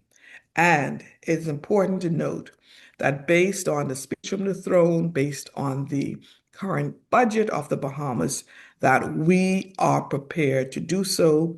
And although we are doing it now, we are prepared to enhance this level of productivity. So that ends my presentation for this afternoon. And if you have any further questions, I'll be happy to take them at the time allotted by them. And thank you so much for your kind attention. Thank you so much, ma'am. I appreciate you a lot, and we've gained a lot from this topic, and hopefully there's lots of questions at the end of the program that you'll be able to answer. Thank you so much. Without taking much of our time, we're going to call on the next speaker. And this person I'm going to call is the Director of Agriculture and Marine Resources, the Bahamas. And he's going to be speaking on the strengthening of food system through innovation and agritourism. This person is is a Bahamian from the island of Eleuthera. He completed his university studies in the United States, where he obtained a Bachelor of Science degree in Agriculture Science and Masters of Science and Doctor of Philosophy degrees in Nutrition. After completing his doctoral studies, he accepted a position with a division of a global food and nutrition company in the United Kingdom. He spent more than 20 years working with several European and Northern American-based feed, food, and nutrition companies, including various consulting roles. Additionally, he has also worked in research and academia. During his career in academia and industry, he has benefited from numerous technical and management training opportunities and extensive global travel. He hopes to use this experience gained to assist the Bahamas in its pursuit to greater food security and to increase the economic contribution from the agriculture sector. The person I'm about to call now is no other person but Dr. Jason Sands. A round of applause for Dr. Jason Sands, please. And can I see lots of love emojis? Thank you. Dr. Jason, over to you. Dr. Sands, the floor is yours.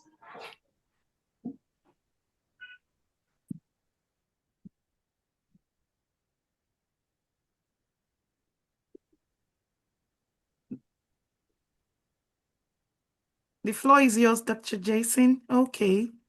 Doctor, You've been asked to kindly unmute unmute. Can you unmute yourself, sir?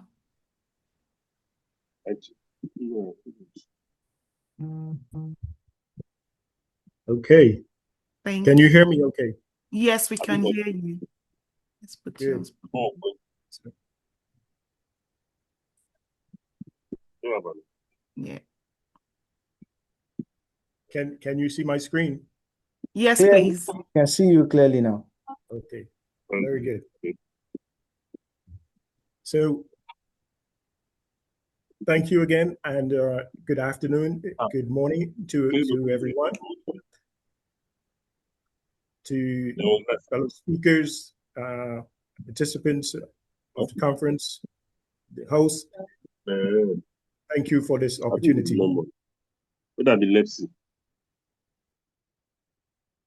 So I'm going to speak a little on strengthening food systems through innovation and agritourism. So agriculture in the Bahamas is evolving. In recent times, agriculture has jumped 23% in output since 2022, the highest growth in 33 years. Historically, agricultural output accounted for around 1.5% of GDP only, with 90% of food imported. The nation's annual food import bill exceeds 1 billion. The government has indicated its intentions, it aimed to cut it by 25% to an initiative with the CARICOM called the 25 by 25 plus 5 initiative to reduce this import bill by 25%. Our agriculture budget, that is the budget committed to the development of agriculture in the country, has increased by 200% from 25 million to 35 million for 2025-2026. So there is much being invested in the sector. If we look at the some trends in the sector, we can see, as I mentioned, in the green bars here, an upward trend in the amount being invested by the government on an annual basis to develop the sector. We can see an increasing trend in the amounts being spent directly in farmer support. We can see an increasing trend in efforts being made to recruit and train students in agriculture. So there's tremendous investment being made in agriculture in the Bahamas currently. So some of these government initiatives and investments I will now speak of. These include investments targeting national food security.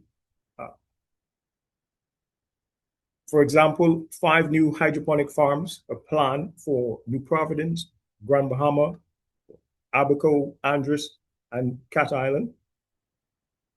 The Bahamas Agricultural Industrial Corporation, BAIC, is mandated to provide the land that is required through leases of land to entrepreneurs for agriculture and for tourism ventures. There are other initiatives directly targeting farmers for such as the tractor deployment initiative. This is to aid in land preparation for farm development. So recently, there have been tractors deployed to Cat Island, Exuma, Abigail for land preparation. And there are initiatives in education and training. For example, BAMSI has its enrollment of students has increased to 302 with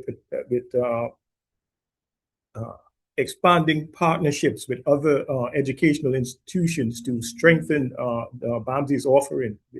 So, for example, its partnership with Prairie View A&M, with Athens State, and with Stanford. Soil and so super program for teachers in primary school students, which is aimed at increasing the hands-on farming approach in schools to introduce farming to the young in the country at a critical age. In addition, the agricultural school support programs implemented across the public schools, which seek to create agricultural gardens at primary schools across the country. So there's tremendous efforts in various government initiatives and investment being made in the agricultural sector. So that is a background of where we currently are in agriculture and some of the efforts that are being made to expand agricultural output. And if you recall, I mentioned that agriculture traditionally has been a very small part of our economic output in the country, around 1.5%. So if we look on the other hand at tourism in the Bahamas is the economic engine of the archipelago. So we have the tourism can be broken down into sort of 3 main segments, sectors of the tourist product. we have the capital, Nassau and Paradise Island included, where we have the bustling hub, home to major resorts, numerous restaurants and bars and so on that attract a particular tourist product. And then we have the family islands, which is a different product, inviting longer stays. And there's likely during this time more interactions with local communities. And number three, there is the cruise passenger segment, which is characterized by shorter stays, but very large numbers of passengers. So these three segments characterize our tourist sector. And in recent years, we have reached record numbers of visitors. The last number provided by the Ministry of Tourism is 12.5 million visitors in the last survey, which is a tremendous feat for the country. So how can we tap into tourism, our economic engine, to solve the problem in agriculture? This is where activities like agritourism can really make an impact. So if we think of agritourism and what it essentially is, it's connecting visitors to the land, food, and culture of the islands. Agritourism as a form of commercial enterprise, linking the agriculture and production with tourism, can be a significant contributor to our economy. Two areas within the agritourism sector that are already active and can be exploited much more so is the concept of farm to table. Farm to table, where farms, rather than trying to market their produce to markets far off, they really use the farm as the place that they grow the produce, and also to attract their market through providing a dining experience. So tourists get to enjoy the local gastronomy made with fresh, sustainable ingredients sourced directly from the land. So this is a very attractive product for the tourist market. Another area of opportunity is the harvesting and production aspect of agritourism, and this is where the tourists get to interact with the farms. It's a simple way of describing it is pick your own produce, for example. So going to the farms and being able to harvest and consume there on point the products, and these can be local products that provide the tourists with something different to what they would typically experience.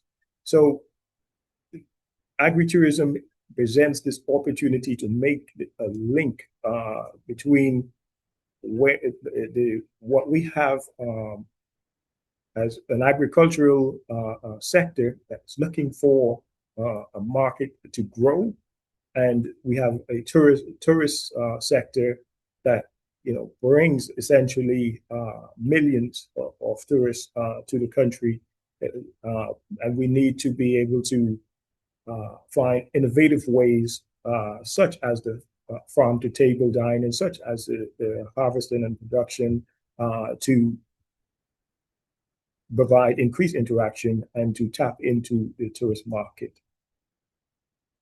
So some very specific examples of the farm to table experience that are already in place in parts of the country. For example, there is an experience called Chasing Butterflies on Andros that offers farm to table dining crafted from seasonal, locally grown ingredients with menus tailored to each guest.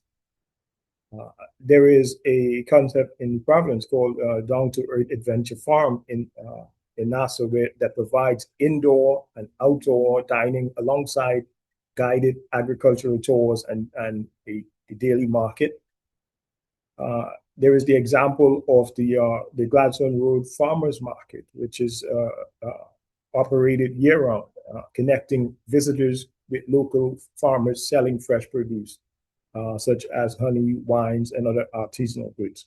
So there are examples, but there is so much more we can do in these areas to exploit a readily available market. So these things are out there, and we might say that, okay, what are the challenges and what are the opportunities to building a sustainable agritourism sector?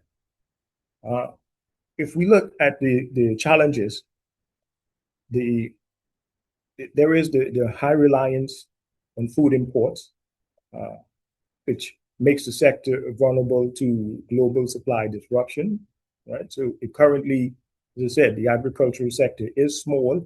We have a very large influx of tourists, and so it puts quite a bit of pressure onto onto the country in providing the imported food to feed the tourists. There is also climate change and hurricane exposure, with threatened crop yields and farm infrastructure. There is also the limited arable land and transportation between scattered islands, which raise costs. So if you think of these challenges, it can prevent someone entering the sector or even considering entering the sector. But there are many opportunities there, and each challenge can be looked at in a way as an opportunity. If we look at opportunities, there is the development in hydroponic and vertical farming, which can produce food year-round, or even very remote islands. So overcoming some of the issues that we have with water and soil, and etc. There are government and non-government initiatives targeting small and backyard farms and school gardens. So these are really expanding the initiatives from the growth in agricultural output at the grassroots level. So there is funding and other sources of support for inputs for farming in this sector to get into the sector. And of course, as I mentioned before, there is the record numbers of tourists that come to the country annually to enjoy the sun and sea that we have to offer in abundance, which in a sense is a built-in market for the authentic farm experience. So in every case where we have a challenge, there is opportunity to convert these challenges, or these challenges are essential opportunities that we can exploit.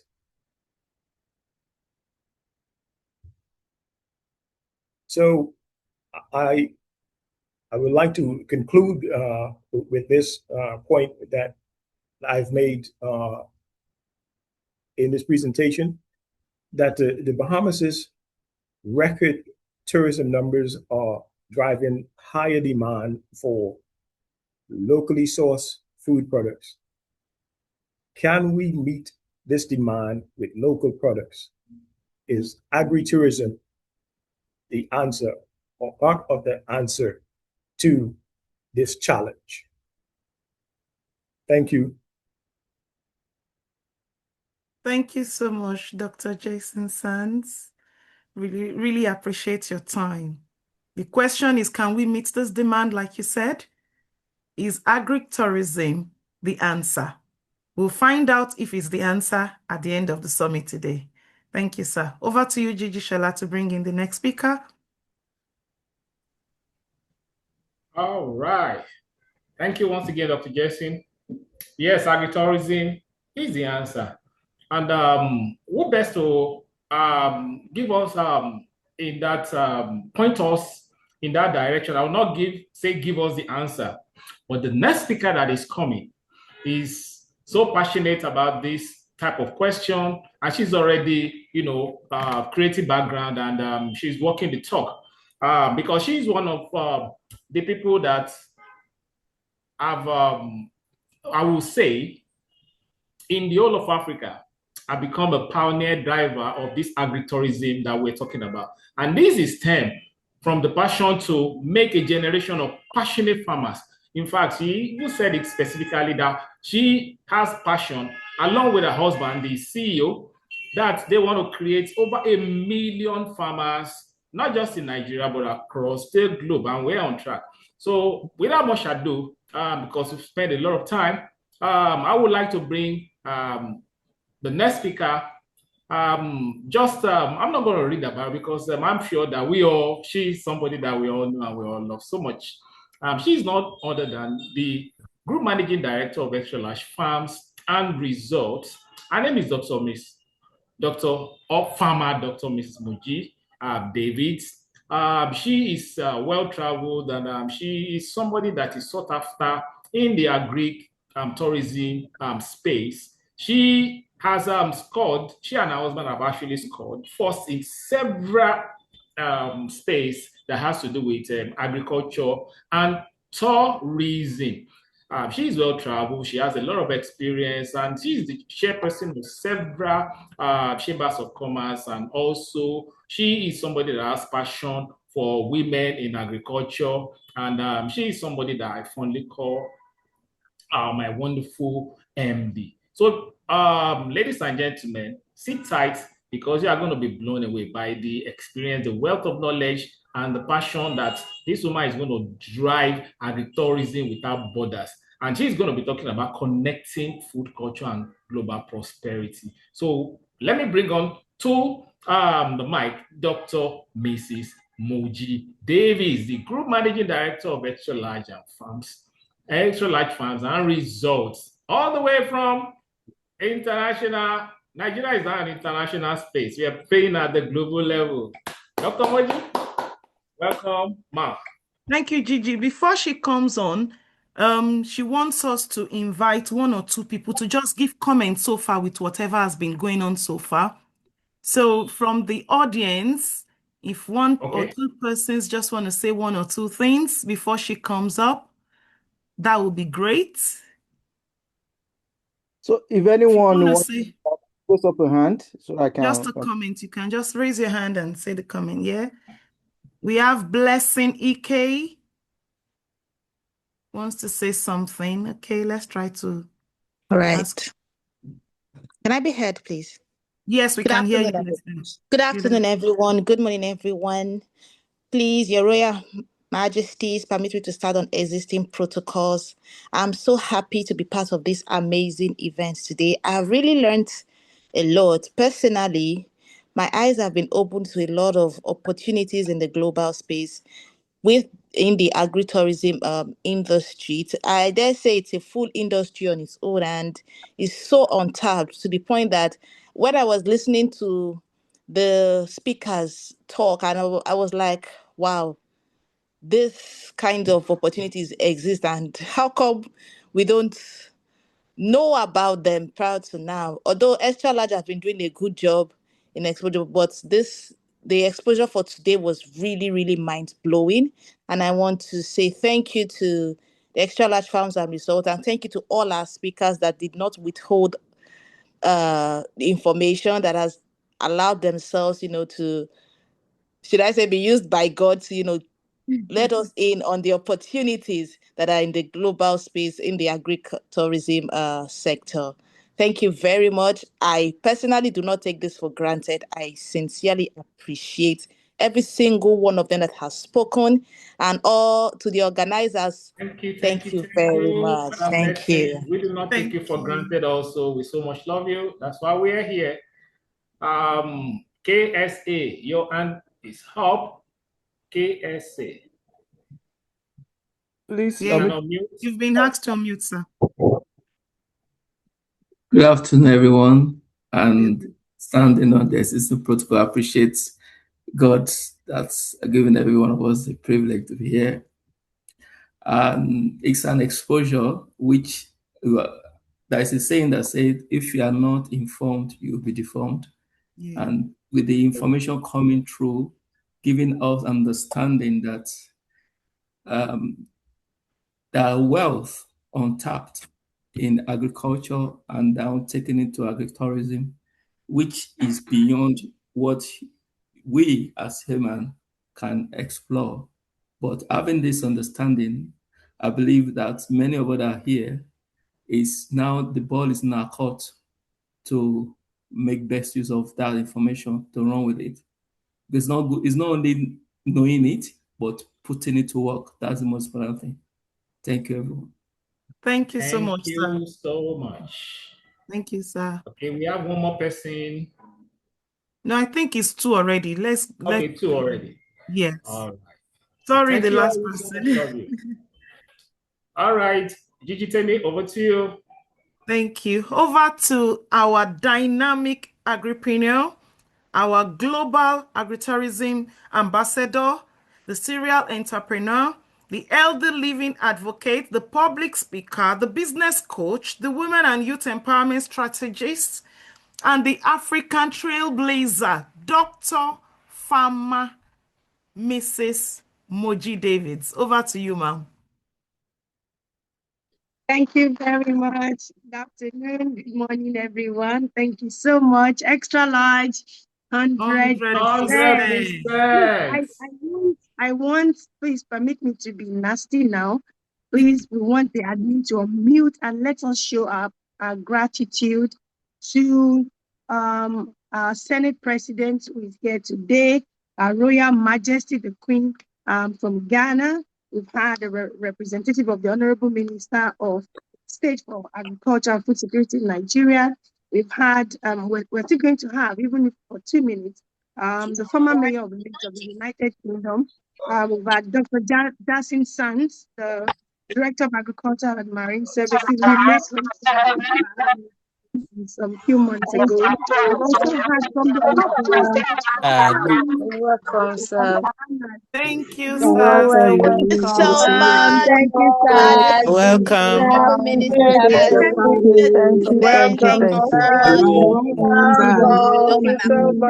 you all. God bless you so much. Thank you. Really appreciate you, sir. Welcome, sir. For all Welcome on board, sir. giving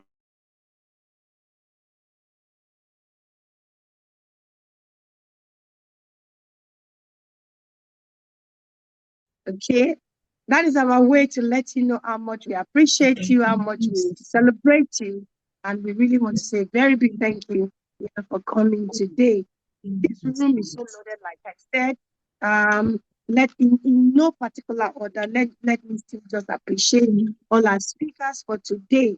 And we can see when we talk about the World Agritourism Festival, you can see that this room is not just about Nigeria. This room is not just about Africa. We have Europe represented. We have the North America represented. We have the Caribbean represented. We have, the United Kingdom and every part of the world. I think the only people we don't have here today are from Asia. And hopefully by next year, by the grace of God, we will be able to have them here. Thank you so much. In no particular order, let me first comment by appreciating our speakers once again. Royal Majesty Queen Na, the Queen of Ga Kingdom of Ghana, West Africa. We really want to say thank you so much, ma, for coming. Let me officially pledge that we will be having a delegation of minimum 10 delegates from Nigeria, Xtralarge Farms and Resorts to Ghana in October. So please, we'll talk about that after this meeting today so that we can continue to cement this relationship. Agritourism can bind the whole world. Tourism is our heritage in Africa, and now we have combined agriculture to make it more sustainable and profitable. So let's look forward to that by the special grace of God. And it's also my honor and great pleasure to announce that officially from Nigeria, we're going to have a delegation of about 30 to 50 people flying down to the Bahamas next year, March, for the World Agritourism Festival Africa Caribbean version.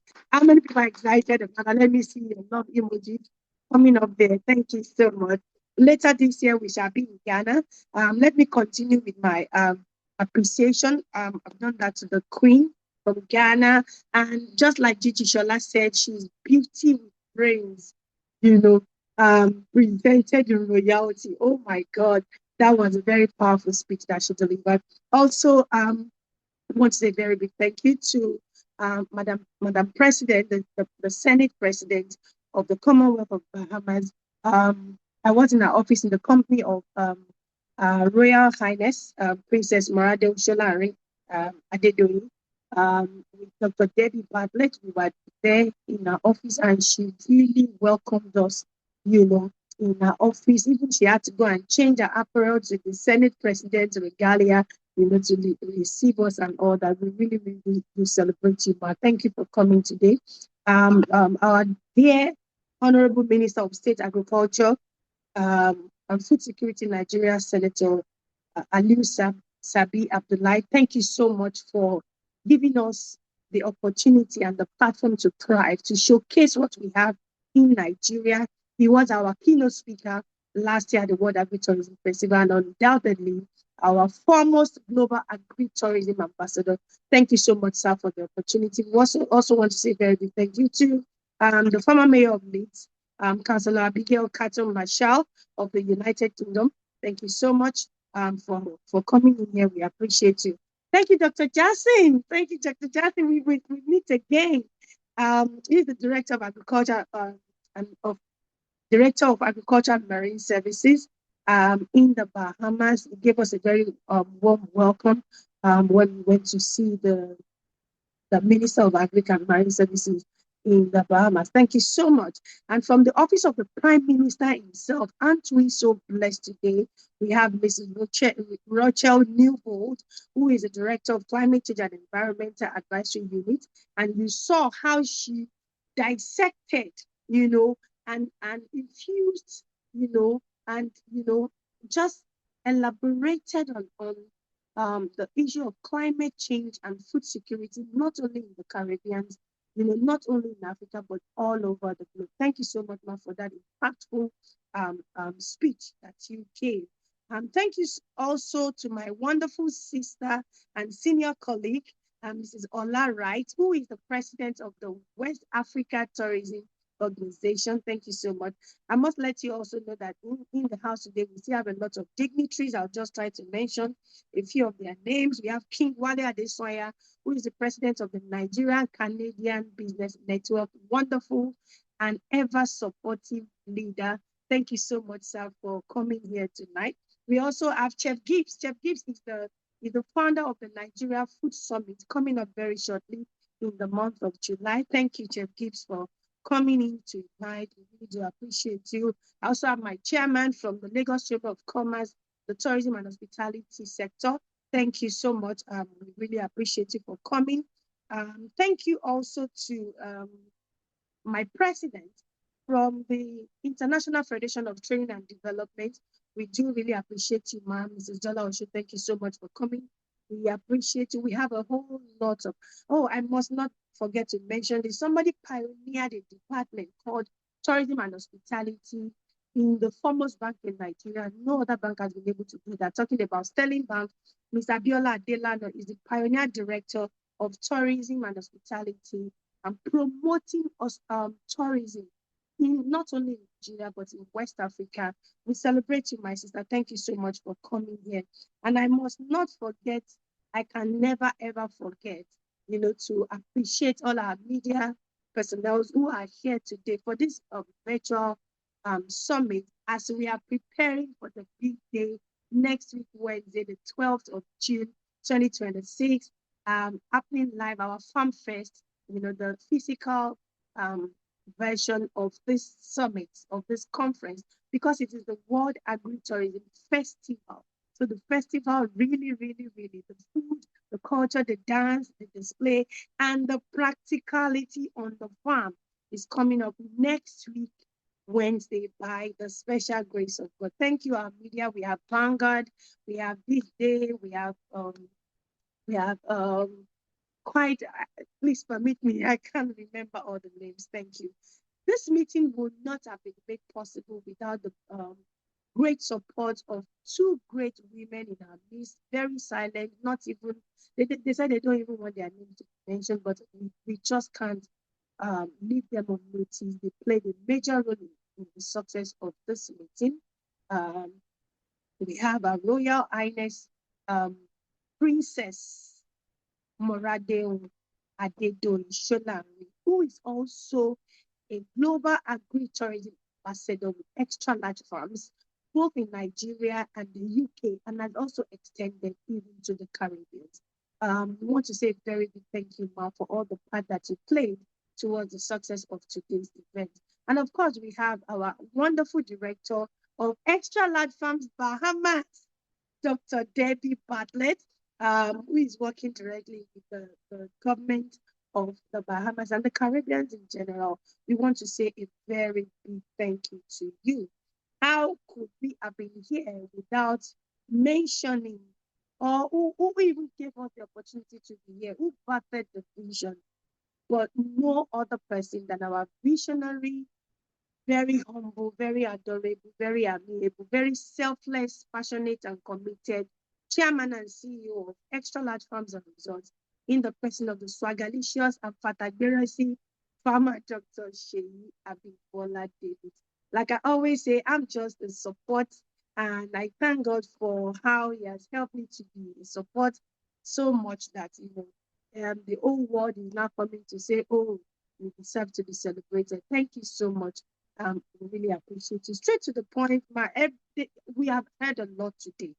We have heard so much today, and we can, if we say we want to start, going over all those things again, it will just be like, just want to waste our time. But I need to stress that last year, we at Xtralarge said to ourselves, agri-tourism is something that we have started, that we have taken beyond the local level, and we took it to the international scene.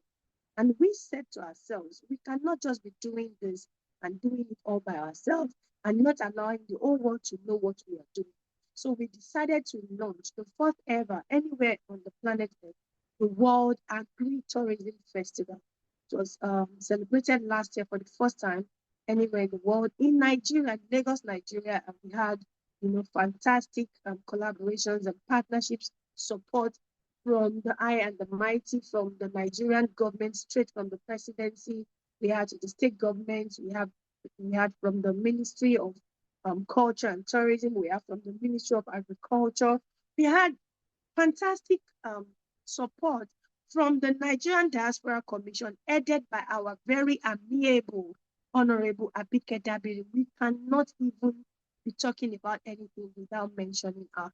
Thank you so much, Nigeria.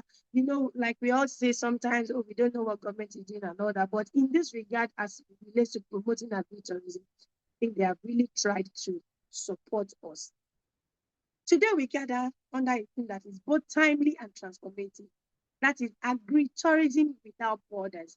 And we can see that all the borders have been broken today. In this room, we have Africa, we have Europe, we have America, we have Canada, we have the United Kingdom. Everybody is here. And as we were talking about the Ghana jollof and the Nigerian jollof, and then the Bahamas are also telling us about their conch. Oh, I had so much conch when I was in Bahamas. I can't wait to go back again. That tells us that agritourism can actually be beyond borders. It is not just a thing of a thing.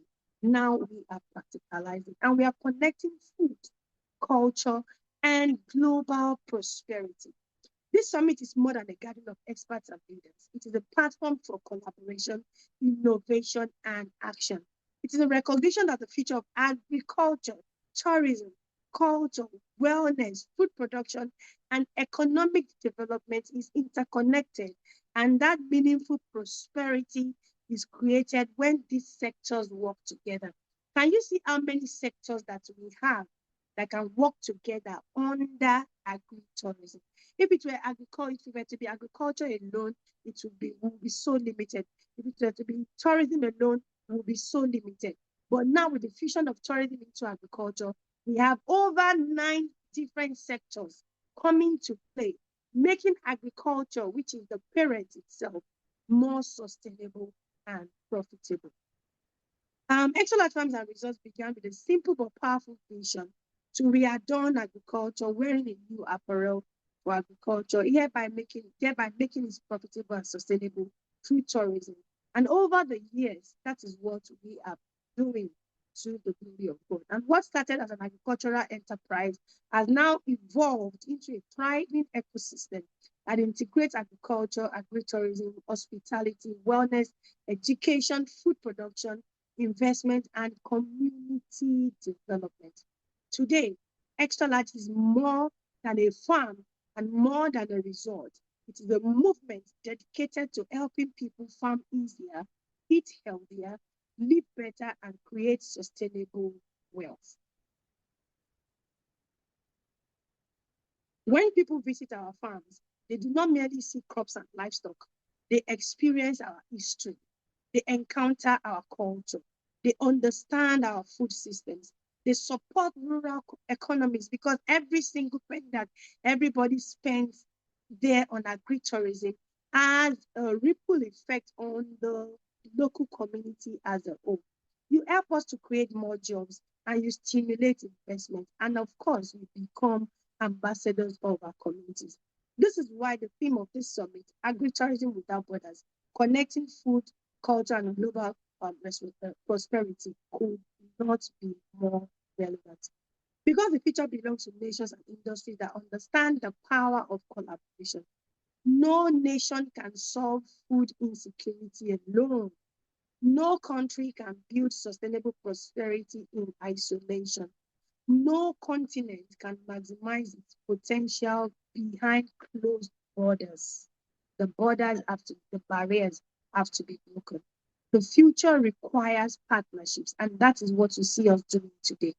The future requires knowledge exchange, and that is what you have seen at display today. The future requires innovation without borders. Today, I proudly stand before you representing a movement that began with a dream. Many years ago, when Xtralarge Farms began championing agritourism in Nigeria, few people understand, they could merely understand what we were trying to do. I remember on one of our visits in Abuja last year, even at the office of the director of Arts and Culture, National Council for Arts and Culture, my very wonderful brother, Mr. Obi Asika. He was like, because I knew you were coming today, I had to go and search on the internet for the meaning of agritourism, even a TG as it is, so a lot of people, when they hear the word agritourism, they are like, which one is that one again? But we thank God for what he's doing, with it through Xtralarge to the whole world. Many saw agriculture and tourism as separate industries. Many questioned whether farms could be destinations. But for many of you who have visited Xtralarge Farms and Resorts, you can see that it is a perfect combination. Many wondered whether agriculture could become an experience, but we saw something different. We saw a future where agriculture would not merely feed people, but inspire people. A future where farms would become centers of learning, wellness, hospitality, creation, recreation, investment, and transformation. a future where agriculture will become attractive again to young people, a future where visitors from all around the world will travel to experience authentic farm life, local foods and indigenous cultures, but with a touch of international hospitality. Today, that vision has become a movement, and that movement is not stopping in Nigeria, it's spreading all across the globe. We are proud to have pioneered agritourism in Nigeria, but our ambition was never to stop at Nigeria. Our vision has always been global. Today, we are taking agritourism beyond borders. We are building bridges across continents.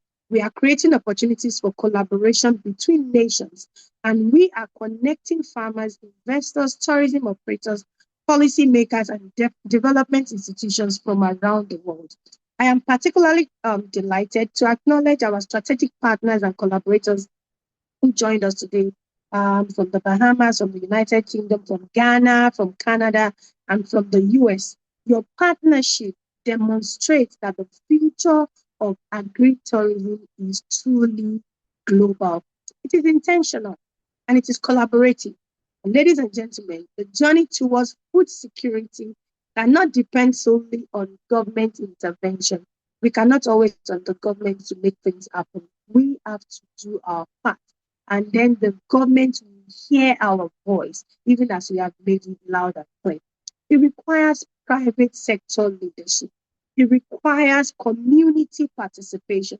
It requires innovation. It requires investment. Most importantly, it requires a change in mindset. That mindset issue is what we have worked on for many years in Nigeria. And we thank God that now everybody is receiving it open arms. We must stop viewing agriculture as a poverty sector.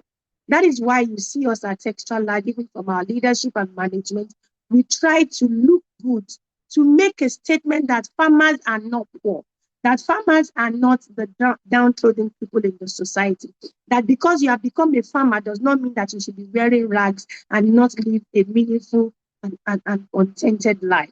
That we have tried to change the mindset of the people by portraying agriculture, by presenting agriculture in a fun and attractive way. We must stop viewing agriculture as a poverty sector. It is not. Every home takes at least 2 meals per day, and that is wealth, sustainable and transgenerational wealth. We must begin viewing agriculture as a prosperity sector. We must stop presenting farming as a last resort. No, it is something that you must consider even from the beginning. We must begin presenting it as a first-class business opportunity. Like I always share my story, I grew up wanting to become the first female central bank governor of Nigeria. But today, I may not, and age is no longer on my side, I may never become the first female central bank governor of Nigeria anymore, but I am so fulfilled and happy with who and what Xtralarge and agritourism has made me in Nigeria today. I have been privileged to enter into rooms and speak with people of timber and caliber, not only in Nigeria and Africa, but all over the world that I would never have been able to go near if not for agriculture and agritourism. So I personally want to say a very big thank you to the Almighty God for giving us this opportunity for all of us to be here. We must stop exporting our raw materials and importing finished prosperity. We are losing our heritage. We are losing our wealth. We are losing our identity. Let's start making it happen here. And that was one of the things that our Queen Na also mentioned, that we must stop looking out. We must start looking in, and we must also start bringing people in from all over the world to Africa, to the Caribbean, and to different parts of the world where agritourism will be celebrated, and let people experience the power of this fusion of tourism into agriculture to make it more sustainable and profitable. The time has come for Africa and people of African descent. Now talking particularly about the Caribbean, the time has come for us to create value from our agricultural resources. The time has come for us to build globally competitive agritourism enterprises. The time has come for us to own more of the global food value chain. The time has come for us to achieve food independence and economic emancipation. The time has come for us to showcase the extras at agriculture as the culture inside agriculture, the tourism part of agriculture, to make it more attractive and fun. The world will not hand us this future. We must build it by ourselves. We must cultivate it. We must invest in it, and we must lead it. Somebody type yes, we can into the chat area. And the next decade will belong to nations that can attract investment, that can feed their own people. The next decade will belong to nations that can transform agriculture into wealth. As we can see what is happening presently from the street of Hormuz, you can imagine that every nation has to, you can't claim to be truly independent if you are not food independent. You can't claim to be a sovereign nation if you cannot feed your own people by yourself. Look at what happened during the era of COVID-19, and look at how so many nations where they starved. That must not happen again. Let everybody wake up now and begin to take our destinies into our hands.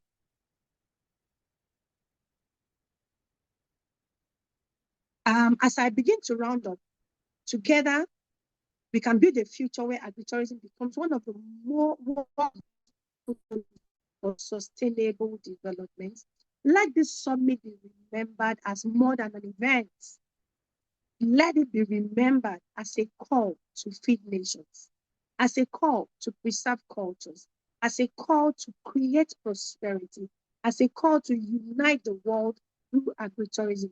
Look at one of the offers that we have presently at Xtralarge Farms, which is the ownership of a palm plantation. That is prosperity, that is wealth creation, and that is transgenerational in nature. An opportunity that gives you, a platform that gives you an opportunity to own a parcel of land, and a palm plantation is established on it. And this is going to be beyond it. This is something that can, generate income for years, for 100, 200 years.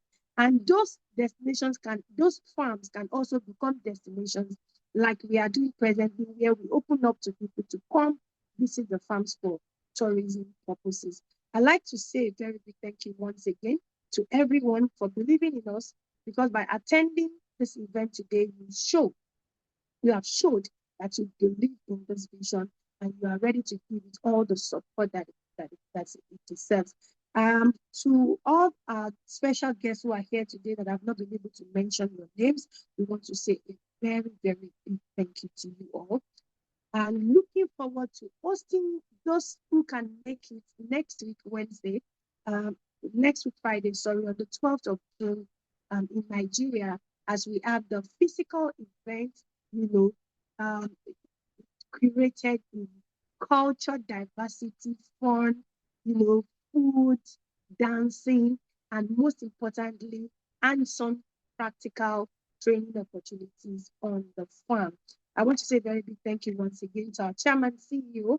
I was hoping that he would be able to still join us, as the man is deep there in the farm, making sure that we all have an opportunity to eat and make money from agriculture. Thank you so much, and God bless you. Thank you so much, ma'am. Thank you. A round of applause for our swagalicious MD, please. She deserves that. Please, let me see the love. Let me see the love. Let me see the love. Let me see the love. Thank you, thank you, thank you. Thank you so much, ma. So it's time for questions and answers. Gigi Shola, over to you, sir. Yes. I mean, you just seen what I meant when I were, ushering our group managing director, onto the podium to take the mic. You can see that she's a bundle of fire and passion for agric and tourism. A bad blend, let me put it that way. In fact, an awesome, powerful tool that will drive agriculture, making agriculture to wear a beautiful apparel, putting it in our words, and that is amazing. You can see. So right now, we've all heard, and like we promise you that you're going to have an exciting time.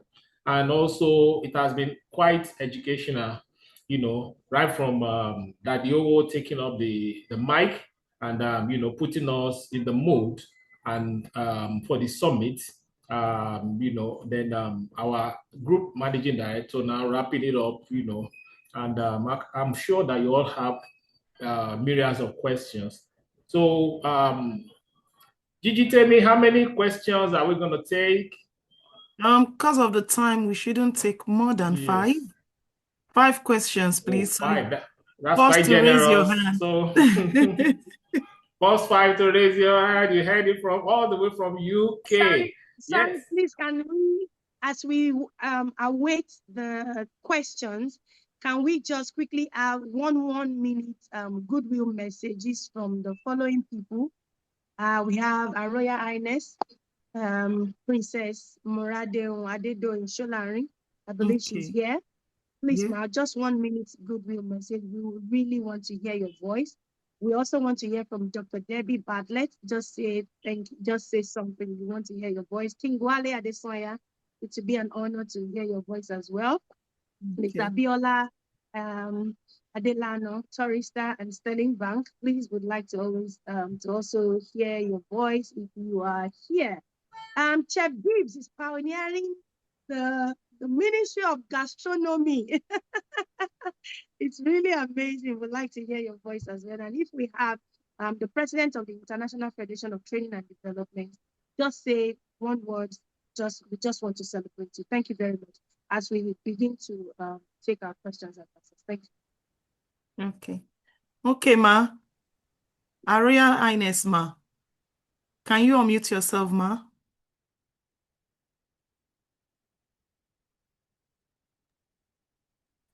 Thank you so much. Good afternoon. Bringing you warm royal salutations from the palaces of my grandfather, His Royal Majesty, the Akarigbo of Remo Kingdom. As we say in Yoruba land, Akarigbo. So he was Akarigbo 2 Obas prior to our current Akarigbo.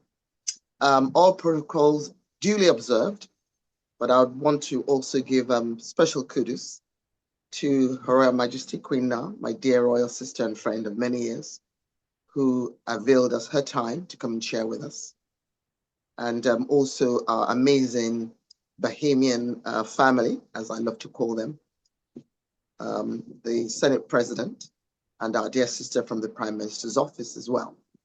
Thank you so much and well done to the amazing Xtralarge Farm family, both here in Nigeria. I'm currently in Nigeria on a working tour. So both here in Nigeria, in the UK, and of course, our new family in Bahamas.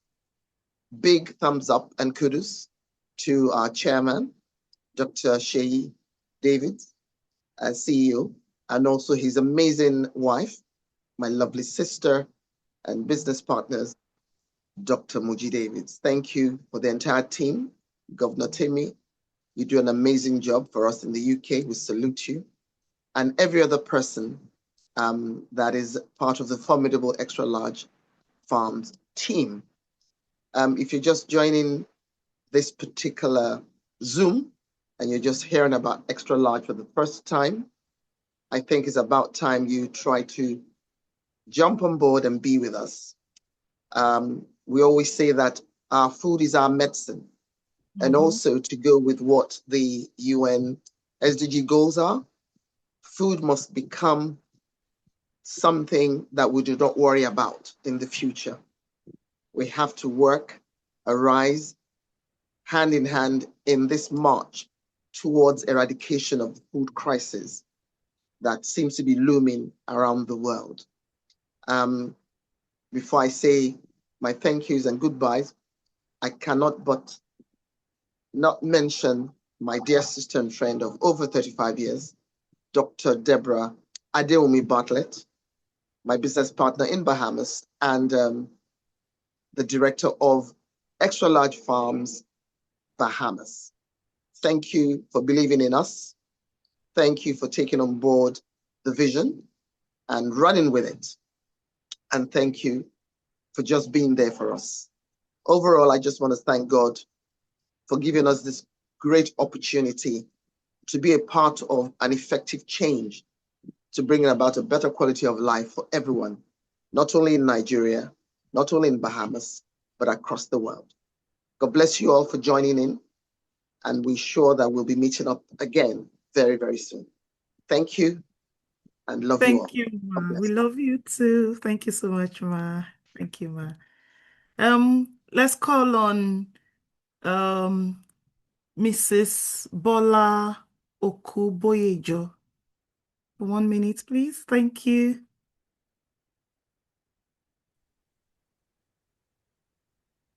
Sorry, what do you want me to say, please? Just 1 minute, whatever you're free to say for 1 minute. Oh, thank you for the privilege. It's really amazing listening to all the speakers.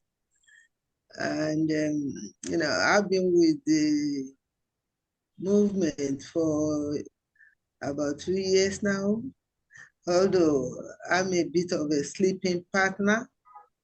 I'm ever so impressed with the outings of the Xtralarge resort, and it's very encouraging to hear all other speakers, and we really appreciate all our external contributors. I'm right now on the soil in Nigeria, and I do promise to pay a visit to the resort myself, because last year I planned to be there, but I had a bereavement, which didn't allow me. But this year I must come and visit and see for myself. And this is very amazing. Having this kind of facility in Nigeria and in the States is a privilege for all of us. Kudos to Dr. Moji Davis and his hobby. And, it's a real privilege. Thank you. God Thank bless you all so of you. much, Ma. Thank you, Ma. Appreciate you loads. Up next for Goodwill Message is King Wale Adesonya, Global President of the Nigerian Canadian Business Network. Over to you, sir. Thank you very much, and it's a privilege to join you today. From Canada. I just want to let everybody know that I'm a testament to what Xtralarge is doing, because I have visited the facility. I have drank palm wine with Dr. Seyi, among the forest. I have visited the buildings that have been, constructed on the farm, and I can vouch for you, globally that it is a must-visit facility bearing the road. I hope the road is going to be, finished, soon. But having spent, a few days at the Xtralarge resorts, I can vouch for you. What the Davies are doing is world class. And I met, the Davies here in Canada a few years ago, and I've been a fan, part of the movement, ever since. Personally, you want to be there, want to meet with them, because you can see the genuine love they have for and passion that they have for this agritourism project. And I hope that maybe they will be coming in August to be part of the Nigerian diaspora economics conference that we're doing here in August 12 to 15, in a partnership with our NICOM. But what I just want to say without taking too much time is that I've enjoyed the meeting, enjoyed the conference, and I'm not surprised that they're taking it beyond borders because we believe in the global reach for when it comes to unity and projects. And as the Nigerian and Canadian Business Network national chairman, I think that this is something that we want to see more. We are always ready and willing to partner with the Davis Xtralarge. So thank you very much. It's a pleasure to be here. Thank you. I really enjoyed the conference. Thank you so much, sir. We really appreciate you. Thank you. Up next is Miss Abiola Adelano, Pioneer Director of Tourism and Hospitality, Sterling Bank. If you can unmute yourself, ma'am. Okay, good afternoon, everyone, and thank you, Madam Moderator. I'm also thank you to Dr. Moji Davis for this special invite, and I must personally congratulate her and her formidable team. She's doing a great job regarding changing the narrative about how we perceive agriculture, especially through the lens of agritourism. And I must really congratulate everyone on this call for being part of this great movement. I had thought that I was just going to do like few minutes because I got the invite quite late, but I was stuck. I had to just not miss every session of this call. All of the speakers actually delivered, exceptionally. I'm grateful that I'm on this call, and I'm looking forward to how we can all push and support this industry, agritourism, especially in Nigeria. Before now, tourism wasn't a thing for us. We're really not taking it seriously, even at the government level. But I see that they seem to now see all of the opportunities, the potential within the tourism industry, and agrotourism is one of the very, very important sector within tourism, right? So I'm really excited about this movement. I cannot wait to also visit Dr.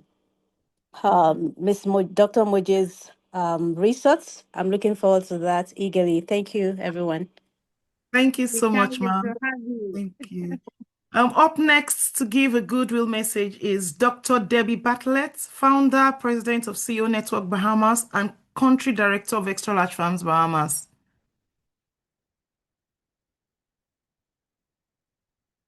Dr. Debbie, if you can unmute yourself.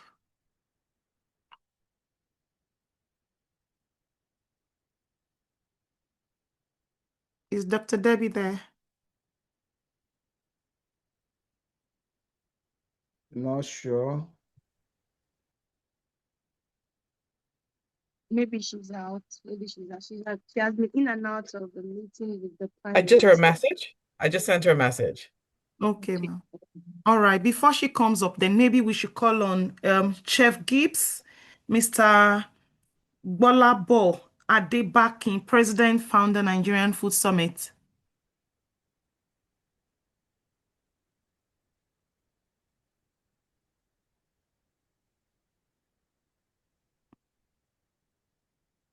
Kindly unmute. Okay, I've seen. Thank you. Yes. I've seen. Just a 1 minute goodwill message, sir. Okay, great. I was muted. Good morning, good afternoon, good evening, good day. Can you hear me? We can hear you clearly, sir. Awesome. Thank you so much for the opportunity to speak. I'm always so excited to lend my voice to anything with regards to Nigeria. First of all, congratulations to the team. Congratulations to Xtralarge. What you guys are doing is, I must say, is very important. So thank you. Apart from congratulations, I'll say thank you. Thank you because you are spotlighting Nigeria as a destination, which is what we need really right now, right? And then with regards to agriculture, thank you for all the work that you're doing as well. I typed something in the comment section, and I'll just say it as part of my closing remarks. Nigeria will be a global food destination. A lot of people will doubt that, but when it starts to happen, they will be amazed. And part of the evidence of that is what Xtralarge is doing. Nigeria will be a global food destination, and Nigeria will once again be proud to show the world its crops, its cash crops, its agricultural products. We will grow it, we will produce it, we will process it, and we will send it to the ends of the earth. Thank you. Thank you so much, sir. That's very, very good. Thank you. Nigeria is going to stand out very soon. Those of us in diaspora will have to return back home. Thank you, sir. I don't know if Dr. Debbie is here now. Dr. Debbie Bartlett?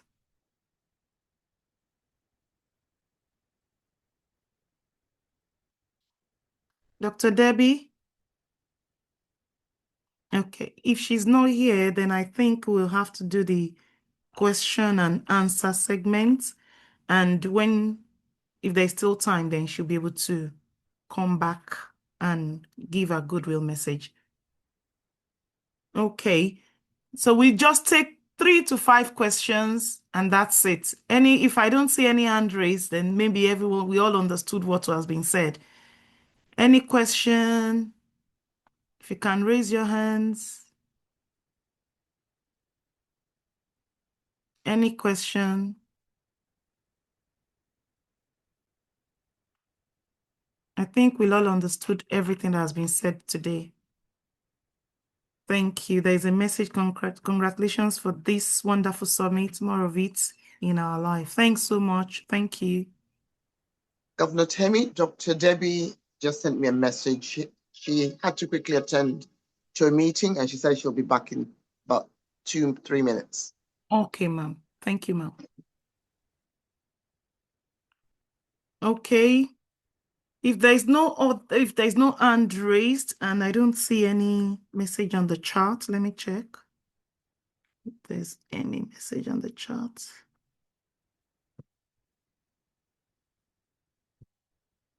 The Xtralarge Farm spotlighting Nigeria as food destination. Thank you. Okay. Okay, there's one hand raised. King Wale want to ask a question. I've asked you to unmute, sir. Well, it's not a question per se. It's just to say that the organizers, thank you for the moderators, the MCs, and everybody for making all this, because you all make it happen, and I appreciate that. And if I were to ask questions, I would probably just ask, Dr. Moji Davis, when are you coming to Canada? Just to ask questions, since nobody wants to ask questions. And everybody, you're all welcome to come to Canada and join us. We're leading for Nigeria any to event. Canada. Yes, sir. We're leading all farmers to Canada in August by God's grace for the yes, for the National Economic Summit. Yes, yes, yeah. Yeah, needed. Oh yeah. Thank you very I know much. you're one of the Thank you so much. sponsors. Really appreciate it. Thank you. Thank you, sir. We'll be waiting for you. Thank you. Thank you. Next hand raised is Yewande G. I've asked you to unmute yourself. Dr. Debbie is here, please. Dr. Debbie is here. Yeah. We'll call her. Let Yewande G quickly ask her questions, and then we'll call Dr. Everybody, can you hear me okay? Yes, we can hear you. Oh, good morning, good afternoon. It's a pleasure to be on here for this summit. Dr. Moji, it's Grandma Yewande from California, currently in Washington, D.C. Ah, Grandma Yewande, how are you, ma? I'm well, Nice thank to hear you. from you. Wow. I just wanted to ask, for first timers, can we please give a complete picture of all the departments that Xtralarge Farms and Resorts is currently operating? So from the food purchasing to the holiday aspect to the owning of the villas, just a brief synopsis. Okay. Okay. So that's well noted. Gigi Shola, or who will take that after the questions, please? Okay, great. Thank you. Love you Thank you all. so See much, you Grandma. soon. Thank you, Gen Z Grandma. Thank you, Ma. Thank you, Ma. She's real Gen Z, swagalicious grandma. Thank you, Ma. Okay, Dr. Debbie, if you can just give us your 1 minute goodwill messages, please. Dr. Debbie Bartlett. Okay, was having a problem unmuting, and let me extend my warm greetings to our host, Dr. David Moji, our chairman, our managing director, Dr. Moji. Listen, we are blessed to have some of the greatest leaders in the world in our leaders in agribusiness, agritourism. We are certainly very humbled and honored that your vision embraces the world and has been extended through Her Royal Highness Princess Moradion. Was particularly pleased as well as we extend our warm greetings to Ghana with Her Royal Majesty Queen Na and all of the dignitaries around the world. I was very happy that the Bahamas was represented in fine fashion, whether Bahamian leaders are online listening, or the President of the Senate, or the Office of the Prime Minister through LaShell Newbold, and of course, the Office of the Minister of Agriculture through Dr. Jason Sands. And I believe that our presence today just simply demonstrates the priority that the Prime Minister of the Bahamas has in diversifying our economy from not merely being one of the top 3 tourist destinations in the Western Hemisphere, particularly in the region, but to join the trend that Queen Na talked about, and all of you talked about how important it is for us to embrace the new reality, even though I love the history of how we heard from some of the speakers where the whole agricultural revolution started and what we've evolved to, and how we integrate our culture. I can think, particularly when we looked at Miss Newbold, and you saw the rake and scrape drums that we get from the animals and see the similarities in the African and Caribbean culture. And so this meeting is beyond even that. I believe the managing director always says to me, or very frequently says, and please excuse if you hear all the thunderstorms and and heavy rain pour here in the Bahamas. We have the wet rain right now, but Ms. Dr. Moji always says, I want to see food sovereignty in the Bahamas. That's the kind of vision and love that all of us share on the line of looking out for each other and being sure that we are not only living more nutritious lives, but we are putting systems in place to avoid the wrath of famine. And so I just want to say, as the partner with Princess Moradion and some of our board of directors who are on the line and our government officials, to say that we are all very excited to join hands and be mentored by Xtralarge Farms. We are proud of your vision and your accomplishments. And I always heard that you can only go as far as your leader. Xtralarge Farms has gone ahead of most in the business around the world. I believe China may be the closest to being bigger. And so the final thing I would say that also excites me is that I believe this is a season where not only the priorities for sustainable wealth, governance through peace and prosperity is beginning with this kind of vision and mission.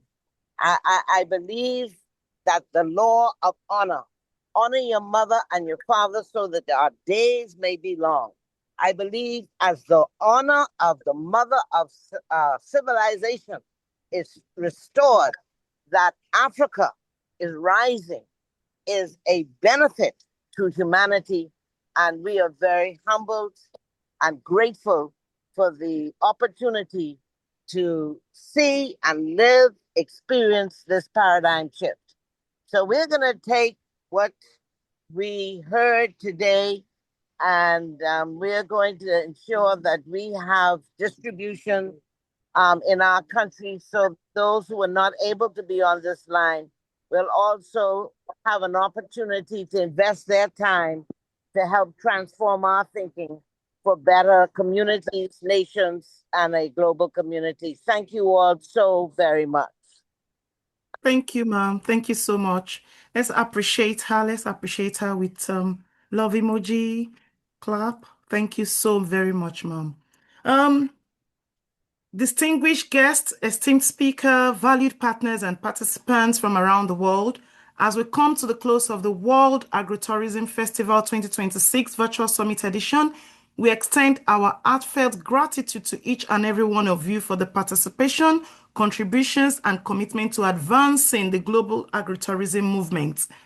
Over the course of this summit, we have shared innovative ideas, explored emerging opportunities, built meaningful connections, and gained valuable insight into the role of agritourism in promoting sustainable agriculture, rural development, economic empowerment, cultural preservation, and food security. The conversation we have had today do not end here. Rather, they serve as a catalyst for continued collaboration, innovation, and action across nations and communities. Let us take the knowledge inspired today that we have received and the partnership formed during this summit and transform them into tangible outcomes that will positively impact lives and livelihoods around the world. We sincerely thank our speakers, sponsors, partners, organizing team, and every participant who helped make this event a success. Your passion and dedication are what continue to drive the growth and future of agritourism globally. As we conclude this year's Virtual Summit edition, we look forward to welcoming you again at future World Agritourism Festival events and initiatives. Thank you for joining us. Stay connected, stay inspired, and continue to champion the growth of agritourism worldwide. Safe wishes to everyone, and goodbye until we meet again. Thank you very much. I'm going to unmute everyone, and we just want to hear how excited you are. No. Before we leave, can we still please keep everybody muted? We have our brother and our colleague in the building this afternoon, who is the host and convener of the Nigeria Food Summit 2026. By the special grace of God, Xtralarge is going to be part of that time, because we believe in healthy eating, we believe in healthy living, and we are operating prominently within the food space. So please, Chef Gibbs, Mr. Gbolabo, can you please just unmute yourself and let's hear about this upcoming event and how we all can be part of it.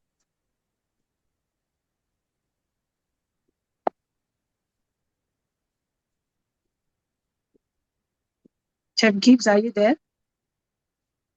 Admin, can you unmute him? Nigerian Food Summit is how you see him on the screen, on the participants list. This is also to let us know that every speaker on this event today, they have been officially conferred with the title of National or Global Agri-Tourism Ambassadors. We shall be getting your plaques and certificates across to you or physically to you whenever we are able to see you in person. Thank you so much to everyone. Thank you to our Royal Highnesses. Thank you to government officials from all over the world that are here today. Thank you to colleagues and partners who are here. And don't forget Gigi Shola or Governor Temi. You still have to tell us the department in Xtralarge and how people can be a part of us. Thank you. Thank you very Chair much. James. Yes, thank you so much, Doctor. I'm so grateful for the opportunity to speak again. Good afternoon once again, everyone. I will not take too much of your time. You can see the flyer on the screen. The NFS is the Nigeria Food Summit. This is not just another event. It's not just another project. It's not just another program. It's not even a business. This is an ecosystem.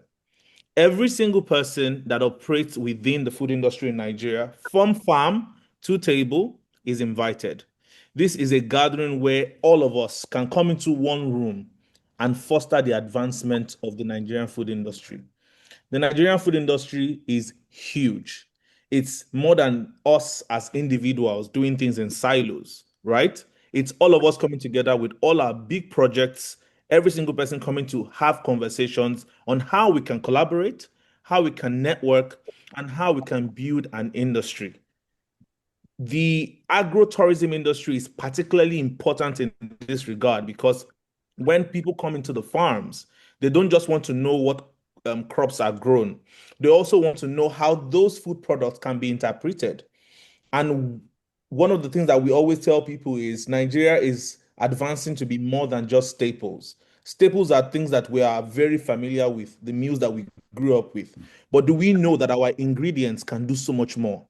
Our ancestors, our forefathers have used ingredients as blessings, as rites, as rituals. And now we're going back to better understanding on what those ingredients can do, the kind of dishes they can make, the kind of meals they can make, and how that can cross across borders. And that is what the Food Summit is about, where every single one of us can interact with each other and you can celebrate what exists within the space. Today in Nigeria, we have successful food photographers, food videographers, consultants, law practitioners that exist within the food space, restaurant owners, farmers, food processors, and so many, many others. And all we're saying is come to the Nigeria Food Summit and find yourselves and let us interact. So you are all invited. We have our details on the screen.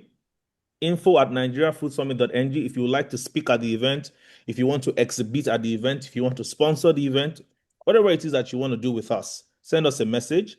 It's going to be the largest gathering of food professionals in Nigeria. And the theme is Gastronomy in Nigeria, Journey to Standardization. You know that with with where we are going to and how far we want to reach, standardization is very important. We must come together and start discussing how we can be at par with international standards. Enough of us just doing things because we feel like it or simply because we enjoy it. It's now time to put structure, process, and order to every single thing that we do so that we can stand toe to toe with men and women across the world.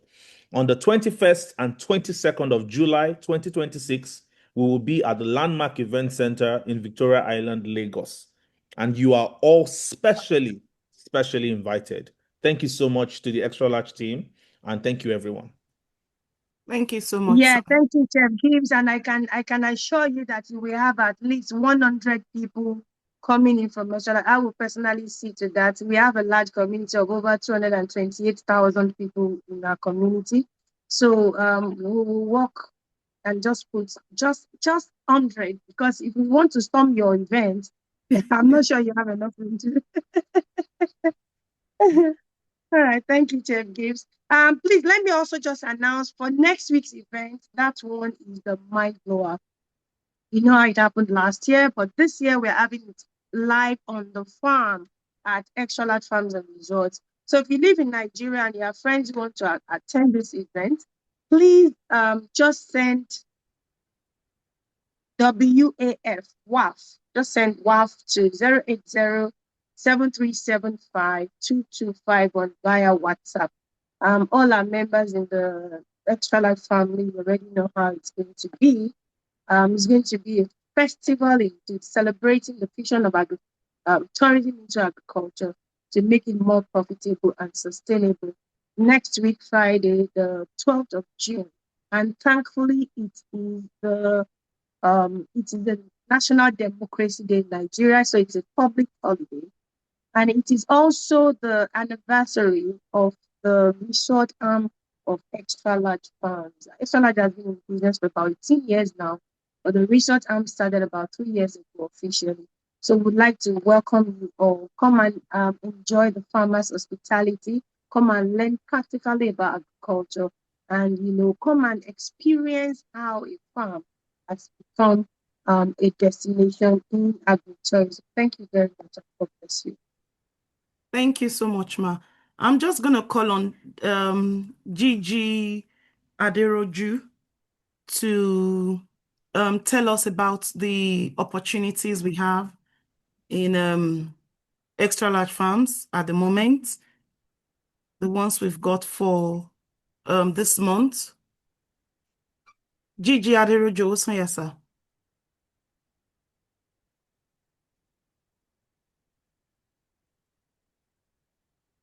Hello, can Hello, everybody sir. hear me? We can hear you, sir. Okay, thank you so much. We have various opportunities in Xtralarge Farms. And it's one thing I need us to know about Xtralarge Farms.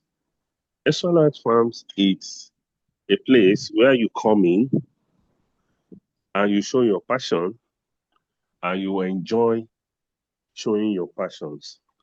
When you drive the business, you are driving your personal business and you are making a lot of money.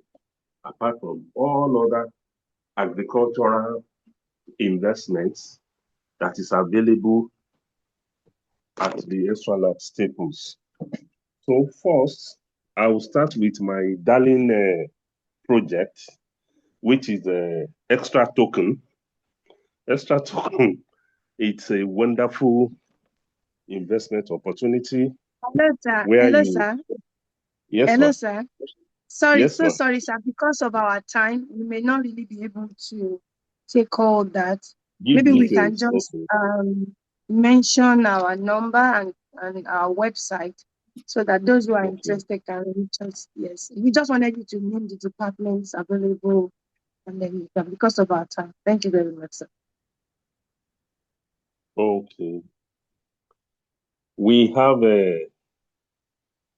the, can I say, horticultural department, where vegetables, fruits are cultivated. We have the plantations. At the plantations, we have about 15 plantations, big plantations, where all these cash crops are being maintained, farmed, and maintained. Then we have the sales and marketing department. We have the factory production department. Those are the basic 5 major departments that I'm familiar with at Xtralarge Farms. There could be other ones.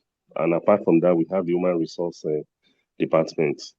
And we have our CEO and MD at the echelon of all activity, coordinating all operations profitably for every members to enjoy. Thank you very much, ma'am. Thank you, sir. So for the numbers, if admin can type the numbers, people can reach to get information. For those in the diaspora, you can easily reach me. I'll put my own number there for those in diaspora that want to reach me to know more about Xtralarge. That's my own number there. Is in the chat. So the Nigerian number will be sent as well to the chat. Thank you very much. We really appreciate your time. Thank you. Stay connected, stay inspired, and continue to champion the growth of agritourism worldwide. Stay safe, everyone, and goodbye until we meet again. Gigi Shala.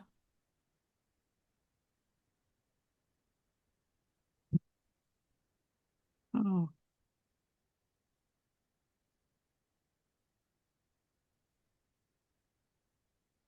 Thank you. Thank you to our moderators. Thank you to our host. you. Thank you to Yes, thank you, everybody. Thank you on behalf of the management and staff, especially our amazing CEO and the group managing director of Xtralarge Farm. We want to say a big thank you to everybody, especially for all of you that took our time to actually make this beautiful success today. We started last year. It was an amazing success. And today, God has navigated us through another wonderful exposition of agribusiness that is coupled with tourism. And from here, we're taking it to the rest of the world. And how can we say thank you to all our wonderful faculties, our presenters that came from all over the world. More than 10 countries joined together, from Nigeria to Ghana to the Bahamas to UK and all the way to Canada. You've all been amazing. And also, we also thank you to all our royalties that, grace this amazing occasion. It's a testament to the amazing abundance talent that God has bestowed our management team. The power duo of Dr. Seyi and Moji Davis. We celebrate you as you are taking agriculture across the globe. Yes, we are going to feed the nation, the whole lot of people with organic and wonderful food, healthy food. Your food is going to be your medicine. So we're looking forward to the next event. Yes, you need to look forward. We have a lot of series. Why not connect to somebody that invited you, or you stay glued to the WhatsApp channel that you join this summit, and then you get a whole lot of information. And we're going to upload everything about who we are. See you at the next meeting. Thank you all. We love you. God bless you. Bye. Bye, everyone. Unmute yourself. Bye, everyone. Unmute yourself. Let's hear the excitement. Unmute yourselves, everyone.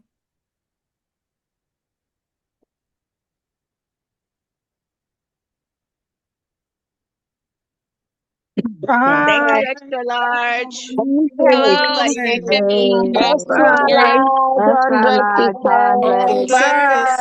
Well done, everyone. Thank you, program. Thank you. Guys are Thank you. brilliant. Thank you very much. I love you. We love you all. Thank you, everyone. Bye-bye. You Thank God for the success of the program. brilliant. Well done. Big glory Done. to Good God. job, everyone. Good job. Give glory to God. Fantastic. Thank you. Great Bye, job. everyone. Good job, Gigi. Well done. Thank you. Daddy O, Bye. well done. Bye. GMC, Thank you. appreciate all Thank of you, you. Dr. Moji. Well Appreciate you, done. man. Well done. Glory be to Thank you, God. everybody. We love you all. Thank you, Miss Thank you so Love much. Love Akinlade. you you. too. You did a Love you all. wonderful Thank you. job Love Thank you you, for love today. making you, it love another you. success. Thank you. We Love you, appreciate love you, you. love you, love you, love you. Enjoy. Wow. Glory be A to wonderful God. day It was a today. huge success. Thank Yes, you. Thank you very so much. thank God for this. We Great thank job. God. Bye for now. Thank you.